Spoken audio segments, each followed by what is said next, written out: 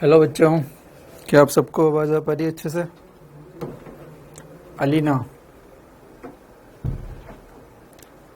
Hemlata good evening, ज्योति, प्रांजल good evening, Radhe Krishna,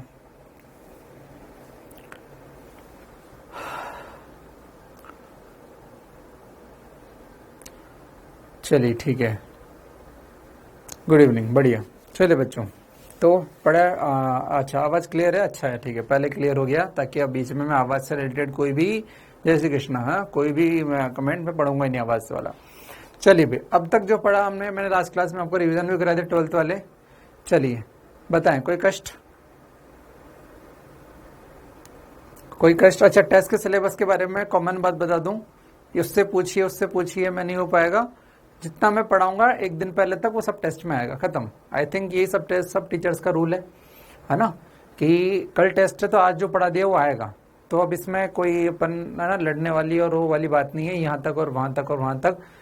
test से पहले जितना पढ़ा दिया सब आएगा। चलिए, अब रवि सर का क्या आएगा वो रवि सर जाने। रवि सर का कुछ पार्ट भी आएगा हर टेस्ट में, रवि सर का पार्ट भी आएगा, मेरा भी आएगा। रवि सर का क्या आएगा ये वो जाने, मेरा क्या आएगा मैं बताऊंगा। मैंने बता दिया, जितने तक पढ़ा दूंगा उतने में से कुछ भी आ सकता है, ये हमेशा रहेगा। ठीक है, आज पहले चैप्टर पढ़ा रहा हूँ, 10वां चैप्टर पढ़ाऊंगा तब भी ये बात बोलूंगा, कुछ भी आ सकता है जितना पढ़ा दिया, है ना। ये जो है वहाँ हम सिस्टम में काम करते थे, तो इससे ही आपकी तैयारी होगी। टाइम पास करना हो तो बोल दूंगा कि भैया जितना पढ़ा दिया कल वो पढ़ा आ जाएगा, वो ऐसा नहीं है ना। तो आपकी कंटिन्यू मेहनत होनी चाहिए, जितना पढ़ा देंगे वहां तक आएगा, हमेशा यही तरीका है, खत्म। चलिए, तो जो पढ़ाया वो सब पढ़ा लिखा जो पढ़ाया वो पढ़ा लिखा, याद है सब? क्या इस स्थिति में कि जितना पढ़ा दिया वो वापस से आप जैसे मैंने पढ़ाया था वैसा पढ़ा पाओ, कैसी स्थिति में हो आपको होना चाहिए। ठीक है,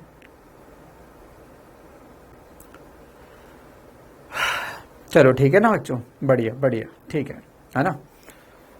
आपको है ना, एक बच्चे ने चलो ठीक है ना, जब भी मैं क्वेश्चन कराता हूँ, क्वेश्चन के बाद मैं देखूंगा वहां पर कि भैया आया नहीं है, तब आप डालो वो, ठीक है। क्वेश्चन का एक दिन बाद और 2 दिन बाद बोलोगे वो वाला जो ऐसा, तो वो नहीं समझ में आता बातें। चलिए ठीक है, जब सब कुछ अच्छा है तो हम बात करते हैं, आगे की बात करते हैं अपन बच्चों। तो अपन ने जो है आवेशन की 3 विधियां बच्चों खुशी खुशी पढ़ ली। आज हम जो है कूलाम नियम पे बात करेंगे और बहुत सारे क्वेश्चंस भी हमारे पास हैं। चलिए देखिए बच्चों, कूलाम का नियम जो है मैं आपको बताऊंगा, हालांकि मेरे पास सब कुछ है फिर भी मैं आपको पहले कुछ बता रहा हूं। देखो ध्यान से बच्चों, कूलाम का नियम क्या है। कूलाम का नियम मैं लिख देता हूं, कूलाम्स लॉ।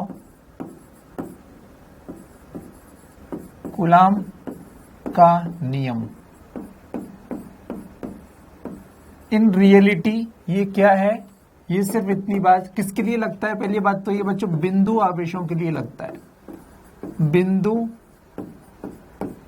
आवेशों के लिए, बिंदु आवेशों के लिए मान्य है ये, बिंदु आवेशों के लिए मान्य है कूलाम का नियम। और ये क्या कहता है, ये क्या कहता है, ध्यान से देखना बच्चों।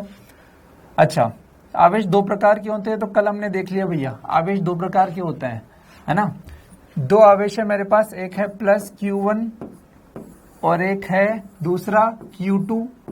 ये प्लस माइनस कुछ भी हो सकता है, इनके बीच की दूरी r है, इनके बीच की दूरी r है।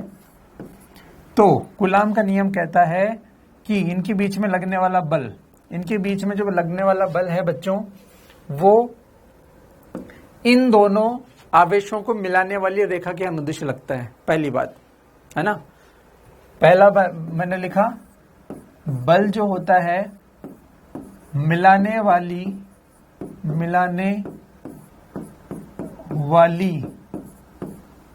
रेखा के, मेरे पास पीपीटी भी है, डोंट वरी इस चीज की, लेकिन मैं पहले खुद से बताना चाह रहा हूं, तो आप बस देखते जाएं। मिलाने वाली रेखा के अनुदिश लगेगा, यानी कि इस रेखा के अनुदिश ही लगेगा, या तो इस रेखा के अनुदिश इधर या उधर, 2 ही संभावना है, ऊपर नीचे या दाएं बाएं कहीं नहीं लग सकता। ये जो आवेश है इस पर बल या तो इस Q2 की तरफ लगेगा या इससे दूर लगेगा। Q2 पर बल Q1 की तरफ लगेगा या उससे दूर लगेगा, बस 2 ही संभावना है। टेस्ट का सिलेबस से कुछ लोग सोए हुए बाद में आते हैं। भैया हमेशा के लिए रूल है, जब भी टेस्ट होगा मेरे पार्ट से मैंने जितना पढ़ा दिया अभी तक उनमें से कुछ भी आ सकता है। बस ये ज्यादा रहेगा कि जो अभी पढ़ा रहे हैं उससे ज्यादा आएगा, पुराने से कम आएगा, लेकिन आएगा तो सबसे। ठीक है, चलिए तो अपन बात करें कि Q1 Q2 दो आवेश थे, इनके बीच में कौन है, मयंक क्या बोल रहा है, पॉजिटिव नेगेटिव आवेश बराबर हो तो क्या वस्तु को आवेशित किया जा सकता है क्या? ये क्या क्वेश्चन हुआ? पॉजिटिव नेगेटिव बराबर है तो वो निरावेशित है, तो निरावेशित को आवेशित कर ही सकते हैं। हाँ कर सकते हैं। तेने पूछा कर सकते हैं क्या, मैंने बोला यस कर सकते हैं। चलिए बात करते हैं। दो बिंदु आवेश, ये बिंदु आवेश है, ऐसा मत सोचो कि बड़े बड़े हैं, ये तो बिंदु थे बस, ऐसा मानो ये बिंदु था और ये एक बिंदु है। इन बिंदुओं को मिलाने वाली रेखा के अनुदिश या तो उसकी तरफ या उससे दूर, तो दो ही ऑप्शन है, या तो उसकी तरफ या दूर, तीसरा ऑप्शन कभी भी नहीं है। ठीक है, इतना लगता है बढ़िया। और लगता कितना है? सेकंड पॉइंट, बल परिमाण में दोनों पर बराबर लगता है। परिमाण में दोनों पर बराबर लगता है। दोनों पर परिमाण में बल बराबर लगता है। अगर इस पर 4 न्यूटन लग रहा है तो इस पर भी 4 न्यूटन लगेगा, क्रिया प्रतिक्रिया की तरह। आपने क्या पढ़ा होगा 11th में, क्रिया प्रतिक्रिया क्या होते हैं? समान लेकिन विपरीत। याद आ रहा है आपको? मैंने इसको धक्का मारा, वो भी मुझे धक्का मारता है, मैंने 4 न्यूटन से धक्का मारा, उसने भी 4 न्यूटन से मारा, ये क्रिया प्रतिक्रिया है। ठीक है, चलिए तीसरा कॉमन सी बात है बच्चों, अगर प्लस प्लस होगा समान आवेश, या अपन बात करें माइनस माइनस होगा समान आवेश, तो क्या होगा? प्रतिकर्षण होगा। समान आवेश तो प्रतिकर्षण होगा, और प्लस माइनस विपरीत आवेश हो तो क्या होगा? आकर्षण होगा। बस ये इतने से बिंदु अपन को याद रखने हैं। एक ये हो गया और एक ये हो गया। अभी लगता कितना है, चलो बात करते हैं बच्चों। ये प्लस, ये भी प्लस, मैंने कहा था कि प्लस प्लस होगा तो प्रतिकर्षण रिपल्शन लगेगा। ध्यान से देखना, जिस बिंदु पर हमें हमेशा याद रखना है, जिस बिंदु पर हमें बल चाहिए, या आगे से विद्युत क्षेत्र, आगे पढ़ेंगे विद्युत क्षेत्र, जिस बिंदु पर बल चाहिए, विद्युत क्षेत्र चाहिए, जो भी चाहिए, उस पर जाके बैठेंगे और पूछेंगे आप पर बल कहाँ लग रहा है। इस पर बल चाहिए तो इस पर बैठूंगा। इसने कहा कि मैं भी प्लस हूं, वो भी प्लस है, हमारे बीच में प्रतिकर्षण लगेगा, तो इसको प्रतिकर्षण लगेगा, इसको मान लो 1 नाम दे दो, इसको नाम 2 दे दो। इस 1 को प्रतिकर्षण लगेगा उससे, तो प्रतिकर्षण मतलब दूर भागना, तो ये दूर ऐसे भागेगा। इसे बोल सकते हैं F12। F12 का मतलब है 1 पर 2 के कारण बल। ये 11th में सर ने पढ़ाया था, ये 1 पर 2 के कारण बल, इसे F12 बोलते हैं, कारण बल, इसे F12 बोलते हैं। उसी प्रकार मैं कहूं इस पर क्या लगेगा, इसने कहा मैं पॉजिटिव हूं, मुझ पर प्रतिकर्षण लगेगा। प्रतिकर्षण का मतलब है दूर भागना। तो ये दूर भागना चाहता है उससे, बताओ उससे दूर किधर भागूं? उसकी तरफ की दूर भागना चाहिए, तो इस पर बल इधर लगेगा। इसे बोलेंगे 2 पर 1 के कारण, तो F21। 12 का मतलब 1 पर 2 के कारण, तो 21 का मतलब अपने आप समझ जाओ 2 पर 1 के कारण। बस, बहुत सिंपल, बढ़िया। तो ये दोनों जो बल हैं इनकी दिशाएं अलग है, एक इधर है एक अलग है, बिल्कुल। लेकिन हम बोल सकते हैं कि F12 का परिमाण F21 के बराबर है। मान लिया ये F है, इसको F माना। जब दो लोग बराबर हैं तो उनको कोई तीसरी चीज मान लो F है। F12 भी F21 के बराबर है, तो इनको दोनों को F के बराबर मान लिया। ठीक है, ये किस में है अभी? ये एयर में है, हवा में है, निर्वात में है, कोई माध्यम तो भर नहीं रहा है इनके बीच में। तो हमने लिखा कि इनके मध्य जो बल होता है F, वो होता है F बराबर KQ1 Q2 बटे दूरी का स्क्वायर। ये कूलाम का नियम है, KQ1 Q2 बटे R स्क्वायर, KQ1 Q2 बटे R स्क्वायर, ये कूलाम का नियम है। बहुत सिंपल सी बात। यहाँ तो कोई कष्ट है तो बताओ, ये बहुत बेसिक से अपन बात कर रहे हैं, बिल्कुल 12th वाली बात के साथ चल रहे हैं अपन। बिल्कुल बेसिक से, जीरो से स्टार्ट कर रहे हैं।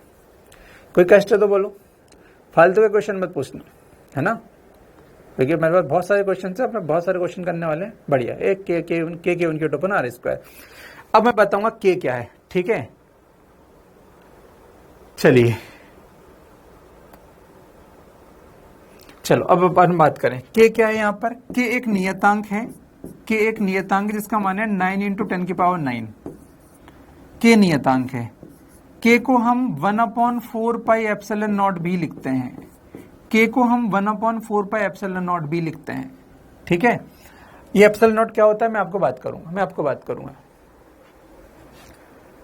कैसे आएगा सर फॉर्मूला।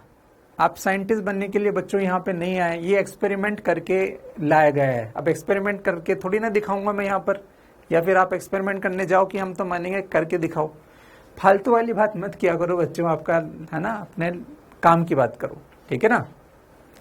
डेरिवेशन याद नहीं करना है, इनके डेरिवेशन नहीं होते, इसके डेरिवेशन जो करना होगा मैं आपको बता दूंगा अपने आप, ठीक है। डेरिवेशन आपको याद नहीं करने, ठीक है। चलिए चलो तो अपन ये बात करें के 9 इंटू 10 की पावर 9 है, 1/4 पाई एप्सिलॉन नॉट है। दो आवेश जब थे तो हमने कहा कि हे आवेशों आप कहां हो। इन्होंने कहा हम एयर में हैं, या तो हम एयर में हैं या फिर आप मानो एयर नहीं है, क्योंकि दिख तो रही नहीं है, तो ऐसा भी बोल सकते हैं कि निर्वात में है। तो हुआ क्या आप खुद सोचो, दो आवेश जब हवा में है या दो आवेश जब पानी में है तो क्या सेम बल लगेगा। मैं आपको एक सिंपल उदाहरण देता हूं। मान लो आप और आपकी प्रेमिका है, वो ऐसे गार्डन में है जहां कोई नहीं है, तो उनके बीच में वार्तालाप होगी, बातें होगी, उनके बीच में बल लगेगा। लेकिन जब वो ऐसे स्थान पर चले जाएंगे जहां पर 50 लोग हैं, मतलब भरा हुआ है माध्यम, तो क्या बल वही लगेगा? क्या प्रेम भरी बातें वही होंगी? नहीं, अब बदल जाएंगी। माध्यम आने से प्रेम भरी बातें दो प्रेमियों के बीच में बदल गई। ऑब्वियस सी बात है, माहौल का फर्क पड़ता है, ठीक है, माहौल का फर्क पड़ता है। दो लोग कहां हैं, उनके बीच में कैसी बातें होंगी उस पर डिपेंड करता है। अकेले में है कुछ अलग बातें होंगी, 10 लोगों के बीच में कुछ अलग बातें होंगी, ठीक है। अब हम बात करें कि यार इसका मतलब सर माध्यम पे भी डिपेंड करता है। बिल्कुल करता है। तो यहां पे एप्सिलॉन नॉट क्या है मैं आगे बताऊं आपको। एप्सिलॉन नॉट क्या है? एप्सिलॉन नॉट है माध्यम की विद्युतशीलता। अब ये सब बातें जो है वास्तव में तो बात इतनी सी है भैया, के Q1 Q2 पावर स्क्वायर खत्म। के का मान कितना होता है 9 × 10 की power 9, 1/4 pi epsilon not. Epsilon not की वैल्यू भी होती है जो आगे आएंगी। ये चीज ही है सब कुछ, ठीक है। चलिए अब इसी को अपन जो है पीवीटी के फॉर्म में देख रहे हैं। यही चीज है भाई, ताकि डर ना लगे, इसलिए मैंने आपको पहले ऐसे बता दिया। कूलम का नियम बिंदु आवेशों के लिए बात की थी मैंने। बिंदु आवेशों के लिए लगता है, बिल्कुल सही बात है, बिंदु आवेशों के लिए लगता है, ठीक है। किंतु आवेशित विस्तारित वस्तुओं के लिए लगा सकते हैं यदि वस्तु का आकार उनके मध्य दूरी से कम हो। समझो ध्यान से, ये केवल किसके लिए? बिंदु आवेशों के लिए। तो सर क्या ये पेन के लिए लग सकता है? तो मैंने कहा पेन बिंदु आवेश तो नहीं है, ये भी बिंदु आवेश नहीं, इनके बीच तो नहीं लगेगा। फिर किसी ने बोला सर अगर इनके बीच की दूरी बहुत ज्यादा हो, बताओ बहुत ज्यादा दूरी से देखने पर एक बड़ी बिल्डिंग भी एक बिंदु दिखाई देती है, तो क्या सर दूरी बहुत ज्यादा हो तो मैं उनके बीच में कूलम का नियम लगा सकता हूं? मैंने कहा लगा दो। कूलम के लिए तो बिंदु आवेश है, या तो सच में बिंदु आवेश हो या फिर बिंदु आवेश की तरह दिखे। तो ये बात है यहां पर जो बताई गई है, ठीक है। चलिए तो बिल्कुल वही बात है, लाइन के अनुदिश लग रहा है F1 to F21। मैंने सब कुछ आपको बता दिया, टाइम पास करने की आवश्यकता नहीं है। के का मान, F का मान के Q1 Q2 अब R स्क्वायर, ये जो अपन बात कर रहे थे ये फॉर्मूला यहाँ पर आ गया, ठीक है। यहाँ पर के का मान 1/4 एप्सिलॉन नॉट। एप्सिलॉन नॉट का मान जो होता है 8.85 10 की power -12 coulomb square upon newton into metre square. इसका नाम होता है निर्वात की विद्युतशीलता। ये आप याद रखेंगे। के की वैल्यू इसमें नहीं लिखी, ठीक है। के की वैल्यू मैं लिख देता हूं। के की वैल्यू जो है मैंने लिखी थी वहां भी 9 × 10 की पावर 9 है। के की वैल्यू भी याद रखो और एप्सिलॉन नॉट की वैल्यू भी याद रखो। बच्चों के क्या है अपन बात करते हैं। एप्सिलॉन नॉट क्या है? निर्वात की विद्युतशीलता। अगर जब दो आवेश रखे हुए हैं बच्चों, तो वो कहां रखे हैं? कुछ नहीं है तो निर्वात में रखें, या तो आवेश निर्वात में होंगे, बच्चों निर्वात या एयर एक ही बात है, निर्वात या एयर हवा एक ही बात है। वैसा अलग अलग होता है, लेकिन अपन ऐसा मानते हैं कि यार हवा है या निर्वात है एक ही बात है अपने लिए, फिजिक्स में एक ही बात है अपने लिए, तो इस चैप्टर में तो एक ही बात है। जब कभी माध्यम भरा होगा तो अलग बात होगी, या फिर अपन बात करें निर्वात या एयर एक ही बात है। जब दो आवेशों के बीच में कुछ भी नहीं है तो हम मानेंगे कि यह निर्वात है या एयर है, बस सिंपल। तो क्या लगाएंगे, के की वैल्यू 1/4πε0। सर जब इनके बीच में माध्यम होगा तो क्या होगा, माध्यम होगा तो जब माध्यम नहीं है तो निर्वात की विद्युतशीलता लगाई, सर माध्यम होगा तो मैं बोलूंगा माध्यम की विद्युतशीलता लगा देंगे। अब प्रश्न आता है कि सर ये विद्युतशीलता क्या होती है, ये तो वो सिंपल वही बातें लिखी है जो मैंने आपको बताया, के का मान इतना। सर विद्युतशीलता क्या होती है, विद्युतशीलता की अभी हमें समझने की भी आवश्यकता नहीं है, मैं चाहूंगा कि उसके बाद न समझे, उसका समय आएगा तब उसको समझेंगे। आप तो ऐसा समझो कि यार हवा में बल लगता है, पानी में दो आवेशों को लगा तब भी बल लगेगा, मिल्क में लाओ तब भी लगेगा, हनी में लाओ तब भी लगेगा। तो माध्यम में कोई तो ऐसा गुण होता होगा जो बल लगवाता होगा, बस ये उसी का एक कांस्टेंट है जिसे बोलते हैं माध्यम की वैद्युतशीलता। ये वही है माध्यम की वैद्युतशीलता। ठीक है, मैं एरोप्लेन में जाके सफर करूं या बस में जाके सफर करूं या फिर बैलगाड़ी तो खैर नहीं है, तो बस में जब जाते हैं तो उसमें भी टिकट मिलता है, एरोप्लेन में जाते हैं तो भी टिकट मिलता है। तो मैं कहूं कि यार बात तो एक ही है, तो दोनों की टिकट में अंतर क्यों है।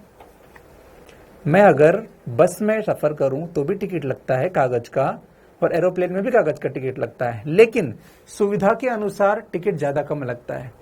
उसी प्रकार बच्चों दो आवेशों के बीच में निर्वात में भी बल लगेगा और दोनों को पानी में डालो तब भी बल लगेगा, लेकिन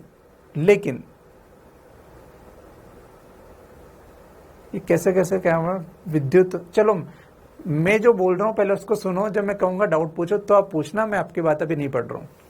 मैंने कहा बस में भी कागज का टिकट लगता है, एरोप्लेन में भी कागज का टिकट लगता है, फिर अंतर क्या हुआ, तो आपने कहा सर सुविधाओं के अनुसार अंतर है, पैसा ज्यादा कम लगता है क्योंकि सुविधाओं के अनुसार बल लगता है, सुविधाओं के अनुसार ज्यादा कम पैसा लगता है। उसी प्रकार दो आवेशों को हवा में रखें या उनको पानी में रखें तो माध्यम बदल गया तो बल भी बदल जाता है। ठीक है, माध्यम बदल गया तो बल भी बदल जाता है। फिलहाल हम बात कर रहे हैं किसकी, निर्वात की, तो निर्वात की वैद्युतशीलता का मान रखते हैं। चलो हम थोड़ा आगे बढ़ते हैं इसमें। के का मान लिख दिया। अच्छा, के का मान बच्चों सीजीएस में 1 होता है, के का मान जो है सीजीएस प्रणाली में 1 होता है। कभी सीजीएस में अगर बात करेंगे तो के को 1 लिखेंगे और ऐसा सिस्टम में 9 × 10⁹ जो मैंने बताया था। ठीक है, यहां हम बात करें कि जब निर्वात की बात थी, मैं बात करूं एफ निर्वात में बल क्या है, निर्वात या एयर हवा, तो आपने फॉर्मूला लिखा KQ1Q2/R²। मैंने कहा के को भी आगे लिखो, तो आपने लिखा 1/4πε0 Q1Q2/R²। मैंने कहा बहुत बढ़िया। फिर मैंने आपसे पूछा कि हे बालक, आपने ये फॉर्मूला निर्वात में लिखा है, मेरी इच्छा है कि आप माध्यम में बल बताओ। मैंने दो आवेशों के बीच में कोई ना कोई माध्यम भर दिया, माना कि पानी भर दिया, ये पानी भर दिया, दोनों आवेशों के बीच में मैंने पानी भर दिया। अब इनके मध्य लगने वाले बल को बताओ, ये माध्यम भर दिया। तो आपने कहा कि सर कोई दिक्कत नहीं है, जब माध्यम नहीं था तो निर्वात था तो बल ये था, अब अगर माध्यम आ गया तो इस जगह जो विद्युतशीलता मैंने निर्वात की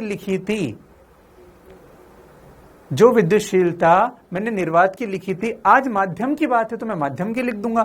तो मैं देखो क्या लिख दूंगा, 1/4π, इसको मैं लिख दूंगा εm, m फॉर मीडियम माध्यम, और Q1Q2/R²। ये माध्यम में बल आ गया, माध्यम में बल या माध्यम में कूलाम का नियम, माध्यम में बल के लिए क्या चेंज कर दिया मैंने, क्या चेंज कर दिया बच्चों, मैंने सिर्फ यहां चेंज कर दिया। निर्वात के लिए ε0 और माध्यम के लिए εm। तो मुझे लगता है कि बहुत आसान है, निर्वात में पूछेगा ε0 लगा देंगे, माध्यम में पूछेगा तो εm लगा देंगे, खत्म। बहुत ही सुंदर। सर εm क्या होता है, देखो अब यहां लिखा है मैंने, यहां पर ये एप्सिलन जो लिखा है ये एप्सिलन एम ही लिखा है, ये जो एप्सिलन लिखा है ये एप्सिलन एम ही लिखा है, ये वास्तव में एप्सिलन एम है। अगर एप्सिलन लिखा है तो उसका मतलब है एप्सिलन एम। एप्सिलन एम मतलब ये लिखा है माध्यम की निरपेक्ष विद्युतशीलता। एप्सिलन नॉट क्या है? निर्वात की निरपेक्ष विद्युतशीलता। और एप्सिलन आर क्या है?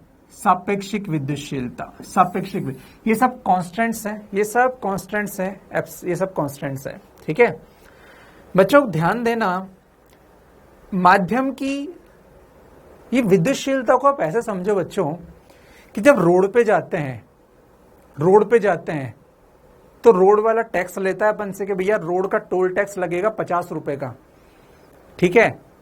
लेकिन जब हम ट्रेन में जाते हैं, रोड का, ट्रेन का और एयर का किराया अलग अलग क्यों होता है? सर बहुत सिंपल बात है, आप जैसी सुविधाओं से जाओगे वैसा ही किराया लगेगा। तो ये सुविधाएं जो चीज दे रही है वही है विद्युतशीलता। अगर आपको लग रहा है कि विद्युतशीलता क्या है तो वही है विद्युतशीलता। तो विद्युतशीलता की मत सोचो। विद्युत बल लग रहा है तो माध्यम का एक गुण भी होता है, इसको बोलते हैं विद्युतशीलता। विद्युतशीलता के बारे में हम बात नहीं करें तो बेस्ट है, क्योंकि वो कहीं काम नहीं आता हमारे पूरे चैप्टर में, एंड में कहीं काम आएगा तब बात करूंगा मैं। चलिए तो हम बात करते हैं, क्वेश्चन जब करेंगे तो और आपको अच्छा लगेगा। बच्चों जो एप्सिलन आर है इसको बोलते हैं माध्यम की सापेक्षिक विद्युतशीलता, इसको के से भी बोलते हैं। अब ये मत सोचना सर के का मान क्या 1/4 पाई, नहीं है, ये 1/4 पाई एप्सिलन नॉट वाला नहीं है। देखो ये के 1/, ये वाला नहीं है एप्सिलन। भाई ऐसा थोड़ी होता है, के फॉर काइट भी होता है और के फॉर कुंदन भी होता है और के फॉर कर्नाटक भी होता है, के फॉर काइनेटिक भी होता है। तो ऐसा ना सोचे कि भाई है ना के तो फिक्स हो गया, के ऐसा फिक्स नहीं होता। एप्सिलन आर को के से भी लिख देते हैं, इसका मतलब माध्यम का परावैद्युतांक। ये सब नाम है इनके, याद करने पड़ेंगे कि माध्यम की सापेक्षिक विद्युतशीलता और माध्यम का परावैद्युतांक ये एक ही बात है, ये एक ही है, ये एक ही है, एक ही है। ठीक है, मात्रा की मिरामीन होती है जो भी है। ठीक है, अब इसका मान क्या होता है मैं आपको बताऊंगा, इसके मान क्या होता है। फिलहाल मुझे सिर्फ इतनी सी बात समझनी थी। निर्वात में पूछेगा तो इस फॉर्मूले को यूज करूंगा, माध्यम में पूछेगा तो इस फॉर्मूले में यूज करूंगा। एप्सिलन एम क्या होता है? तो मैंने कहा कि एप्सिलन एम क्या होता है, मैं इसको फिर से लिख दूं। एप्सिलन एम जो होता है वो ये रहा, ये एप्सिलन एम, ये एप्सिलन एम ही है, ये एप्सिलन एम, ये एप्सिलन एम। ये क्या होता है? ये होता है epsilon nought into epsilon r. Epsilon m क्या होता है? Epsilon nought into epsilon r, ये लिखा है यहां पर, epsilon nought into epsilon r. Question करेंगे तो और अच्छे से अपन को क्लियर होगा, क्वेश्चन करेंगे तो और अच्छे से क्लियर होगा। एप्सिलन एम का नाम याद रखना, माध्यम का परावैद्युतांक या माध्यम की सापेक्षिक विद्युतशीलता नाम याद रखना है। ठीक है, चलिए बढ़िया। अब देखो बच्चों, अब अपन क्वेश्चन पे करते हैं तो अपन को मजा आएगा, समझना ध्यान से। क्वेश्चन है अपने पास, पानी का परावैद्युतांक 81 हो तो इसकी विद्युतशीलता क्या होगी? पानी का परावैद्युतांक दे दिया तो इसकी विद्युतशीलता क्या होगी? किसकी? इसकी, किसकी? पानी की। पानी की। पानी क्या है? पानी क्या है? पानी एक माध्यम है, पानी एक माध्यम है, मतलब माध्यम की विद्युतशीलता पूछिए भैया क्या होगी। तो अगर मुझे फॉर्मूले याद हैं तो मैं देखूंगा यार फॉर्मूला क्या था, ये रहा, माध्यम की विद्युतशीलता, एप्सिलन, माध्यम की विद्युतशीलता, ये एप्सिलन एम, ये एप्सिलन का मतलब क्या है? इसी को मैं एप्सिलन भी बोल रहा हूं, इसी को मैं एप्सिलन एम भी बोल रहा हूं, एक ही बात है। अगर एप्सिलन एम लिखा है या एप्सिलन ही लिखा है, ये ई नहीं है, ये एप्सिलन होता है, एप्सिलन होता है। तो इसका मान ये फॉर्मूला रहा, तो मैं लिखूंगा भैया, चूंकि हम सॉल्यूशन करते हैं तो हमने लिखा कि माध्यम की विद्युतशीलता, माध्यम की विद्युतशीलता, विद्युतशीलता जिसे हम एप्सिलन भी बोल सकते हैं या एप्सिलन एम भी बोल सकते हैं, जो होता है epsilon nought into epsilon r, ये होता है। ठीक है, उसने हमें परावैद्युतांक दे रखा है 81, तो हमें पहले से ही पता है, अभी फॉर्मूले हमने याद किए हैं, एप्सिलन आर का मान का मीनिंग है परावैद्युतांक परावैद्युतांक, या इसी का नाम है सापेक्ष विद्युतशीलता, सापेक्ष विद्युतशीलता, विद्युतशीलता, जो क्वेश्चन में कितनी दे रखी है, बराबर 81। ये क्वेश्चन में गिवन है भैया। ये देखो, माध्यम का परावैद्युतांक सापेक्षिक विद्युतशीलता। तो ये सिर्फ मुझे पता था, क्वेश्चन है तो मेरे को पता है, हम जानते हैं ये सब बातें। एप्सिलॉन इतना होता है, ये इतना होता है, बस वैल्यू पुट कर दो। एप्सिलॉन नॉट की वैल्यू 8.85 इंटू 10 की पावर -12 इंटू 81, ये गुणा करेंगे तो जो आंसर आएगा वो आंसर आ गया मेरा। खत्म। गुणा मैं नहीं करूंगा, क्योंकि फिर क्या है कि अगर आपकी गणित अच्छी नहीं होगी तो आप उसमें क्वेश्चन ही पूछते रहोगे। मैं आपको ये मान के कर रहा हूं कि आपने 12 साल में गुणा भाग जोड़ घटाव सीखा है, तो मैं आपको जोड़ घटाव गुणा भाग तो नहीं बताऊंगा, वो आपको खुद ही करना है। पहली क्लास में मैंने बहुत बता दिया था आपको हर क्वेश्चन, मैं सिर्फ यहां आगे छोड़ दूंगा। क्योंकि आप खुद सोचो, अगर आप ये ना कर पाए यहां पे, तो एग्जाम में तुझे सारे क्वेश्चन कोई बता दे, बस ये बोले कि गुणा कर ले, तो तू तब भी नहीं कर पाएगा, तो तेरे पढ़ने का ही मतलब नहीं है साल भर। अगर तेरे को गुणा करना नहीं आता तो पहले सोच कि मुझे गुणा करना सीखना है, और वो यहां नहीं सीख पाएगा, वो घर पे सीख, पेरेंट्स से सीख, छोटे बड़े भाई बहनों से सीख, किसी से भी सीख, लेकिन वो तुझे सीखना है। कहीं भी मैं गुणा भाग नहीं करने वाला, क्योंकि अगर तुझे गुणा भाग ही नहीं आएगा तो पूरा पढ़ने का अर्थ ही नहीं है। ठीक है, पढ़ने का अर्थ ही नहीं है। सुमित पाल बार इसका आंसर मुझे नहीं पता भाई, आ जाएगा, इतना मैं विश्वास रख रहा हूं कि आपको गुणा करना आता है। ठीक है, इतना मुझे विश्वास आप पे रखने दो। चलिए ठीक है, कॉन्सेप्ट में कोई दिक्कत, क्वेश्चन कैसे किया। अच्छा सर, ये एप्सिलॉन आर का मान याद करना है क्या? मैं आपको बताऊंगा याद करना है क्या। एप्सिलॉन आर का मान याद करना है क्या, मैं आपको बताऊंगा। आपको याद रखना है एप्सिलॉन आर का मान किसके लिए? पहला, हवा या निर्वात के लिए इसका मान 1 होता है। दूसरा, पानी के लिए इसका मान 81 होता है, इसको आप याद रख सकते हो। तीसरा, धातुओं के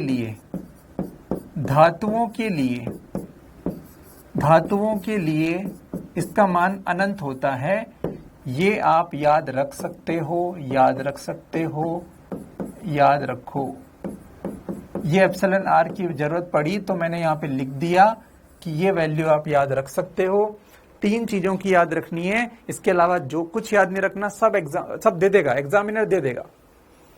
ठीक है, ये 3 वैल्यू याद रखो। पानी, हवा या निर्वात के लिए 1, पानी के लिए 81 और धातु के लिए अनंत। मुझे भी 3 ही याद है, बस खत्म।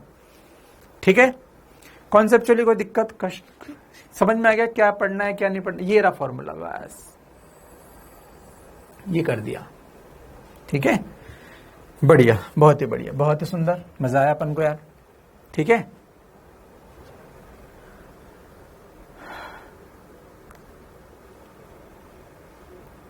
मुझे लगता है कि अपना काम हो गया।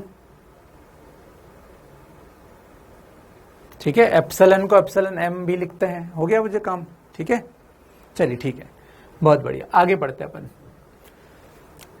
यदि आवेशों को परावैद्युत माध्यम में, देखो माध्यम वाली बात पहले कर ली थी, अब हम पढ़ा रहे हैं यार, पहले मैंने बात कर ली। ठीक है, चलिए, 2 आवेश हैं, ये आवेश Q1 और ये आवेश Q2। ये आवेश Q1 है, ये आवेश Q2 है, इनके बीच में माध्यम भर दिया, बहुत ही बढ़िया। तो F0 का मान, F0 का मतलब है हवा में, हवा या निर्वात में बल, ये निर्वात में बल, इसका फॉर्मूला तो ये है। लेकिन आज निर्वात है कि माध्यम है, तो देखो FM का मतलब माध्यम, M मतलब माध्यम में बल, ये माध्यम में बल। तो माध्यम में बल में क्या आता है, देखो निर्वात में तो एप्सिलॉन नॉट आता है, और इसमें क्या आ जाएगा, एप्सिलॉन आ गया, बस केवल एप्सिलॉन। मैंने आपको पहले भी बताया था, एप्सिलॉन लिखो या एप्सिलॉन एम लिखो, ये एक ही बात है, सेम। बस लिखने का तरीका है कि हम ऐसा लिख देते हैं। चलिए, अब हमने लिखा एप्सिलॉन एम हो गया, बहुत ही बढ़िया, बहुत ही बढ़िया। एक अगर इनके बीच में निर्वात ही होता तो फोर्स ये लगता, लेकिन माध्यम आ गया तो फोर्स ये लग रहा है। इन दोनों समीकरणों को एफ एम को हम क्या लिख सकते हैं, देखो ध्यान से, उन्होंने एप्सिलॉन को लिखा एप्सिलॉन नॉट इंटू के। सर ये कैसे लिख दिया? ये वास्तव में क्या लिखा है? ये वास्तव में लिखा है 1/4 पाई। मुझे बताओ बच्चों, एप्सिलॉन एम को क्या लिखते हैं हम? इसको हम लिखते हैं epsilon nought into epsilon r, और कभी कभी हम एप्सिलॉन आर को के से दिखा देते हैं। ये एग्जाम नीट वाले भी करते हैं ऐसा, तो ध्यान रखना, ये के अलग है, वो के अलग था, ठीक है। एफ ओ क्या है? निर्वात में बल लिखा तो है मैंने। एफ ओ क्या है? एफ ओ नहीं है वो, ये एफ नॉट ऐसे लिखते हैं। ये एफ नॉट, छोटा सा बिंदु एफ नॉट बोलते हैं इसे, है ना। ये एफ एम लिखा है। चलिए 1/, अच्छा एप्सिलॉन एम, ये एप्सिलॉन को नेक्स्ट स्टेप में क्या लिखा? एप्सिलॉन नॉट, वो लिखा epsilon nought into epsilon r, तो एप्सिलॉन आर को के लिखा हमने, तो इसको epsilon nought into epsilon r लिखा, है ना। इस के का मतलब क्या है? इस के का मतलब एप्सिलॉन आर ही है, वो कंफ्यूजन ना हो आपको, इसलिए मैं तो एप्सिलॉन आर ही लिखूंगा हमेशा। चलिए आगे कितना? Q1 Q2 बटे कितना? R square. ये माध्यम में बल है। ये किस में बल है? माध्यम में बल। ये लिख दिया माध्यम में बल, माध्यम में बल। चलिए इन दोनों समीकरणों को अगर हम डिवाइड कर दें, इन दोनों समीकरणों को डिवाइड कर दें, तो हमें आंसर मिलेगा एफ एम माध्यम में बल बराबर एफ नॉट निर्वात में बल बटा परावैद्युतांक।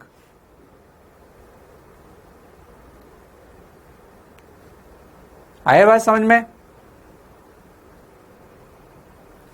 तो हमने लिखा यहां पर कि एफ एम बराबर F nought upon epsilon are.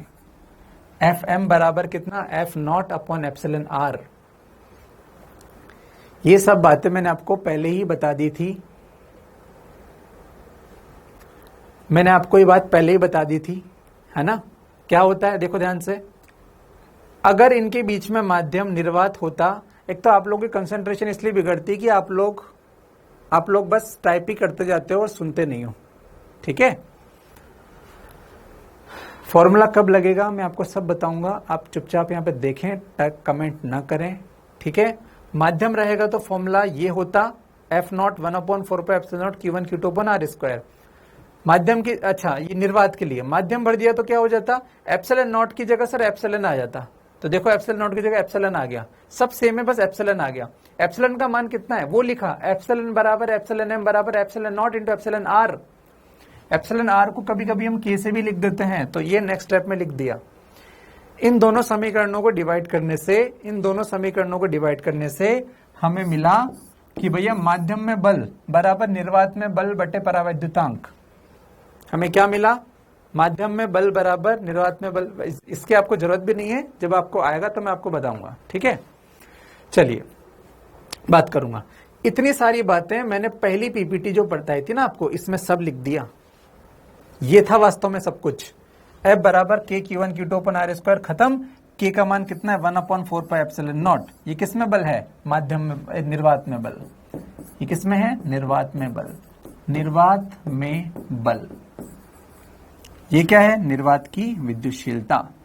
यही था और कुछ नहीं था। बाकी जब आएगा तो मैं बात करूंगा, आप टेंशन ना लो।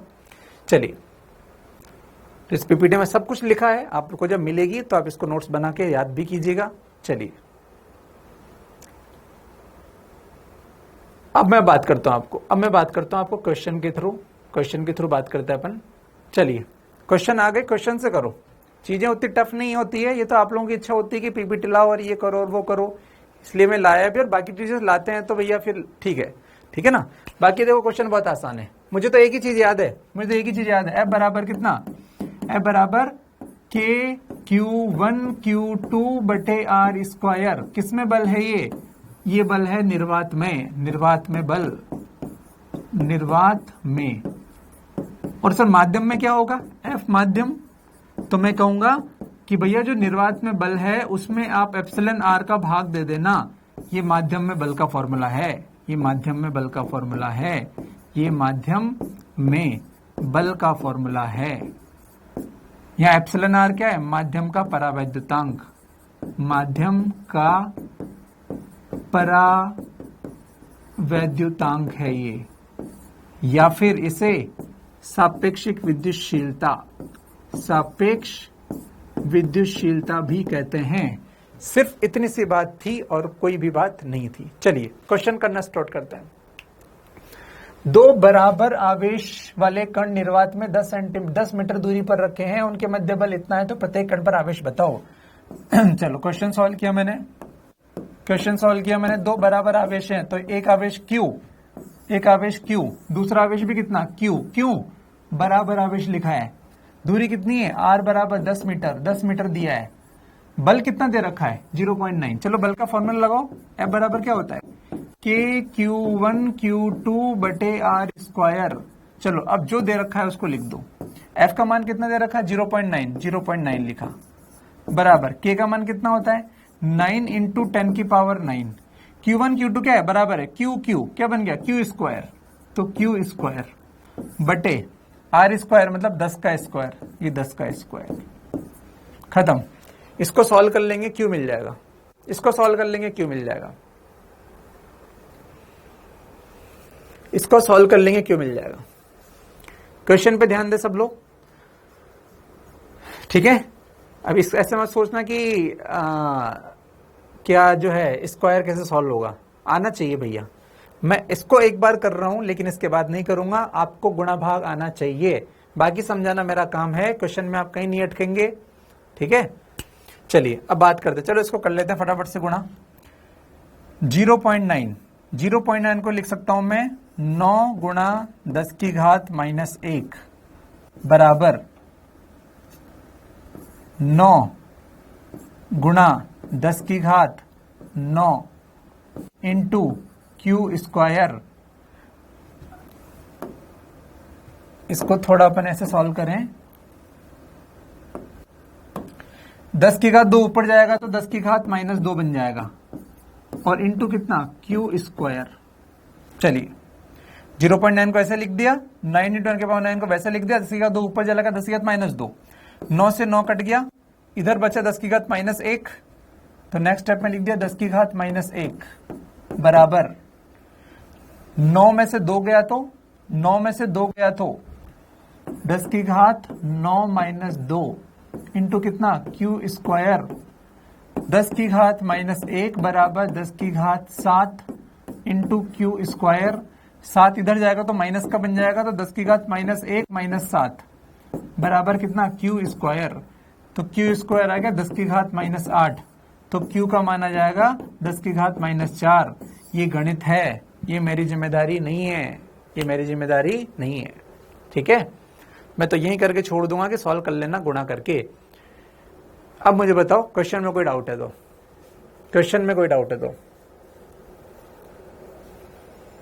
क्वेश्चन में कोई डाउट है तो आप बताएं। भाई मैं पीपीटी लाऊं या नहीं आऊं तो मुझसे मत सोचो, जहां जरूरत होती है मैं लिखता तो हूं ही सही, मैं लिख भी रहा हूं, पीपीटी भी ला रहा हूं, क्या फर्क पड़ रहा है ना? कुछ लोगों को चाहिए तो उनको थोड़ा लेने दो, आप दिमाग मत लगाओ बिश्नोई बार बार। चलो ठीक है, फटाफट हो गया इतना। नेक्स्ट क्वेश्चन, पीएमटी का क्वेश्चन, ये पीएमटी 2010 का क्वेश्चन। चलो बच्चों अब थोड़ा ध्यान रखें अपन। 2 धन आयन, मेरे साथ क्वेश्चन करना, नहीं आएगा ठीक है तो फिर मेरे को बताना। चलिए 2 धन आयन, ओहो धन आयन है, के बीच की दूरी d है, ओहो बीच की दूरी d है, प्रत्येक पर q आवेश है भैया, इनके बीच का बल F है, प्रत्येक में से कितने इलेक्ट्रॉन लुप्त हैं। चलो बात करते हैं, सॉल्यूशन करते हैं अपन। 2 धन आयन है, मैंने कहा एक है प्लस Q और दूसरा भी प्लस Q, क्योंकि उन्होंने कहा दोनों धन आयन है, इनकी बीच की दूरी R है, D है तो D है। एक बात बताओ, इनके बीच में बल कितना F है, तो मैं F को क्या लिखूंगा? K Q, तो Q इंटू Q बटे कितना? D का स्क्वायर, बहुत ही बढ़िया। उसने पूछा प्रत्येक आयन में कितने इलेक्ट्रॉन लुप्त हैं, अविद्यमान हैं। मेरे दिमाग ने मुझसे कहा कि यार कोई धन आयन कब बनता है, जब उससे इलेक्ट्रॉन जाते हैं, या फिर ऐसा कहो क्वांटीकरण का सिद्धांत Q बराबर Ne। अगर कहीं Q आवेश है, इसका मतलब उसमें से N इलेक्ट्रॉन लुप्त हुए होंगे। शायद यही हमसे पूछा है कितने इलेक्ट्रॉन लुप्त हुए होंगे। मैंने ये देखा किसी पदार्थ का आवेश Q है, इसका 100% मीनिंग है कि उसमें से कुछ इलेक्ट्रॉन, अरे धन आवेश कब आता है, तो मुझे याद आया, मैं अच्छा बच्चा हूं, पढ़ता हूं रोज।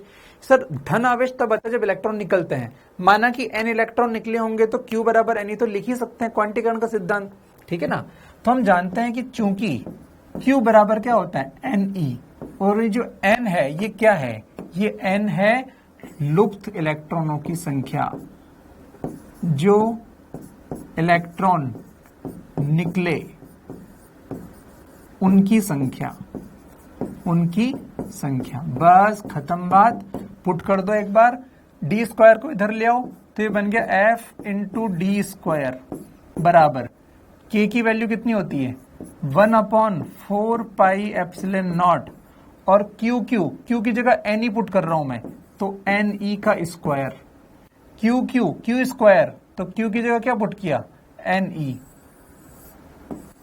ये डाल दिया, Q बराबर Ne पुट कर दिया, ठीक है, Q बराबर Ne पुट कर दिया। चलो अब मेरे को आंसर लाना है भैया, इसको शिफ्ट कर दो, 4 पाई एप्सिलॉन को शिफ्ट कर दो तो ये बन जाएगा बच्चे F d square 4 pi epsilon not,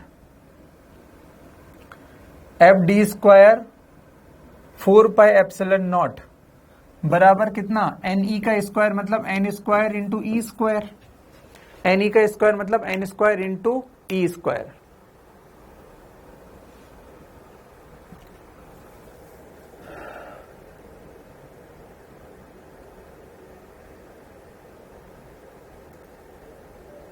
यहां तक कोई कष्ट है तो मुझे बताओ। अब मैं देख रहा हूं सर इसके पहले सवाल ये बार समझ नहीं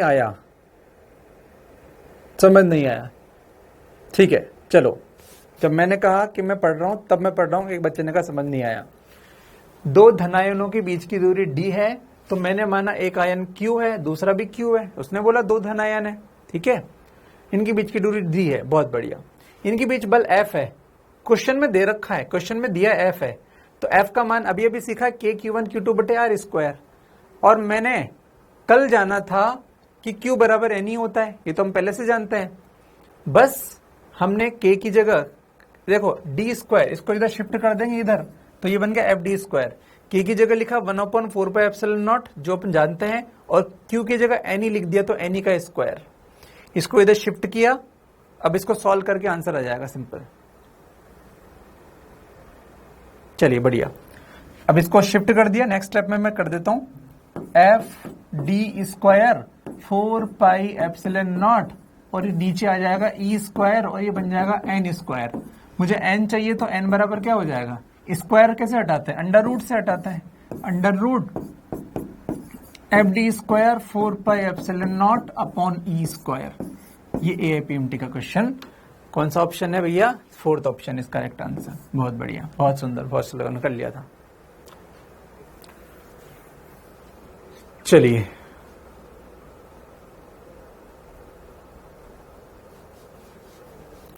मुझे लगता है कोई कष्ट नहीं होना चाहिए अब। चलिए बढ़िया, आ गया, चलो ठीक है, चलो नेक्स्ट करो। ये again PYQ previous year question, फिर से प्रीवियस ईयर क्वेश्चन जो पढ़ा दिया। देखो आपको क्वेश्चन बहुत ध्यान से करने पड़ेंगे, सोच के करने पड़ेंगे, है ना। अगर ध्यान से सोच के करोगे, सोचना तो पड़ेगा, बिना दिमाग लगाए तो भैया PMT ना निकले। दो बिंदु आवेश A और B जिन पर आवेश प्लस Q माइनस Q है, तो जो बोल रहा है ना मैं उसको लिख रहा हूं। मैं कोई ऐसा नहीं कि क्या लिखूंगा, कुछ भी लिख दूंगा, जो बोल रहा है मैं उसको लिख रहा हूं। उसने बोला दो आवेश हैं A और B, और उसका मान है प्लस Q और माइनस Q। मैंने कहा A और B, A कितना है प्लस Q, तो मैंने लिखा प्लस Q, और b कितना है माइनस क्यू, तो मैंने लिखा ये माइनस क्यू, ये b हो गया, ये a हो गया। चलिए कुछ दूरी पर लिखे हैं तो मैंने d मान लिया, d डिस्टेंस मान ली, मुझे नहीं पता कितना है, मान लिया, नहीं दिया तो मैंने मान लिया। चलिए उसके बाद क्या लिखा है, उसके बाद लिखा है इनके बीच में बल f है, तो भैया f लिख दिया इनके बीच में f, तो f क्या होगा, f होगा k इंटू क्यू इंटू दूसरा चार्ज कितना माइनस क्यू बटे कितना d स्क्वायर। उसने बोला है क्वेश्चन में, दिया है, ये दिया है भैया, है ना, दिया है, क्या दिया है, f दिया है, तो f का मान लिख दिया मैंने। अब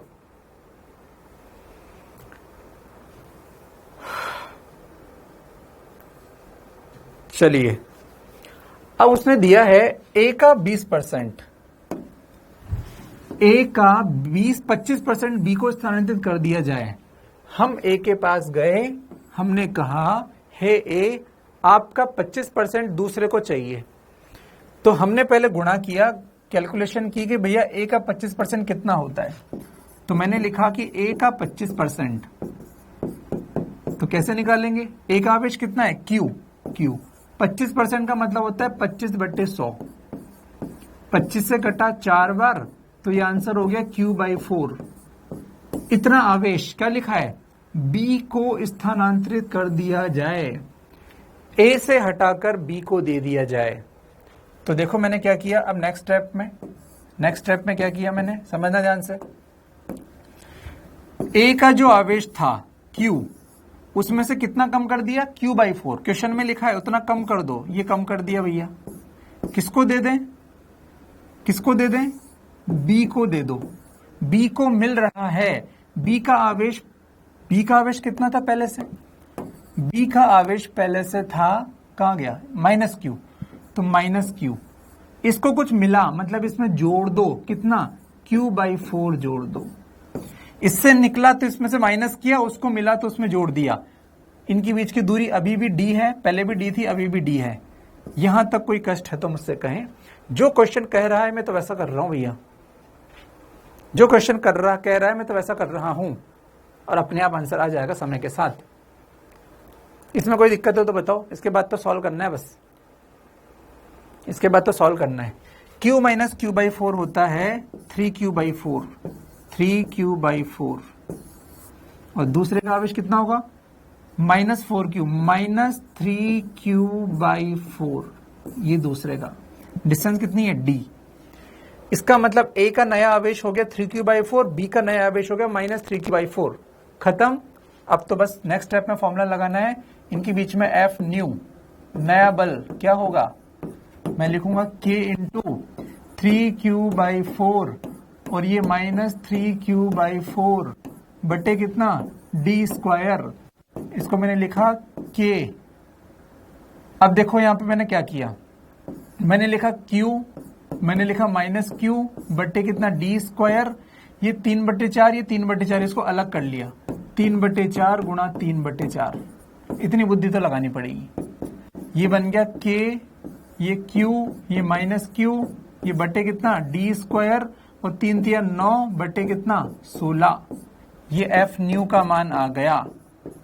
अगर अपन पुराने समीकरण से देखें तो इसका मान समीकरण 1 से, इसको 1 नंबर दे दो, समीकरण 1 से मैं इसके मान लिख सकता हूं यहां पर, ये क्या है समीकरण, ये क्या है, ये F है। समीकरण 1 से मान रखने पर, समीकरण 1 से, वैसे सभी गुणा करने का पार्ट है, मैथ्स का पार्ट ही आपको आना चाहिए भैया।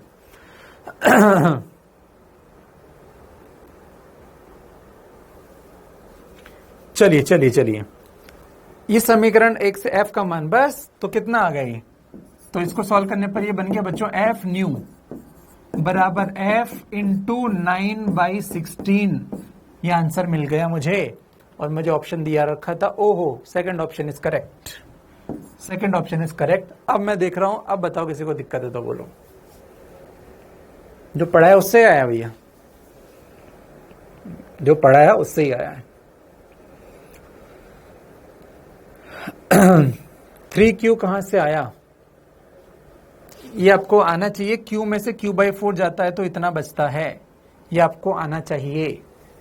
माइनस करना नहीं आता तो आप पढ़ने के लायक नहीं हैं। नए मास्टर जी अच्छे हैं, लेकिन अगर आपको जोड़ घटाव गुणा भाग नहीं आएगा तो मैं यही कहूंगा कि आप टाइम पास कर रहे हैं। ठीक है, तो आप टाइम पास कर रहे हैं अगर आपको माइनस करना भी ना आए तो। और अपनी स्थिति देखो कि आपको माइनस करना भी नहीं आता और फिर आप लगते हो टीचरों पे कमेंट करना कि भाई लगता है साहिल सर तो अपने एटीट्यूड में रहते हैं। फिर कोई कमेंट करता है भाई लगता है साहिल सर को तो पढ़ाना ही नहीं आता। मैंने अपने जीवन में बहुत सारे टीचर देखे हैं, जब से होश संभाला है। कौन था ये गधा? कौन था ये गधा? ऐसी चीजें मिली है मुझे। अपना लेवल देखें और उसके बाद आप अपना कमेंट करें। चलिए एक बार मैं फिर से आपको समझा सकता हूं इसको, लेकिन माइनस कैसे किया ये तो मैं कभी नहीं बताऊंगा आपको, है ना। माइनस करना नहीं आता तो बिल्कुल आप भाग सकते हैं यहाँ से, मुझे कोई फर्क नहीं पड़ेगा। मुझे तो अपनी सैलरी मिल जाती है यार, क्या दिक्कत है। चलिए Q और माइनस Q क्वेश्चन में दिया था, Q माइनस Q फटाफट देख लो।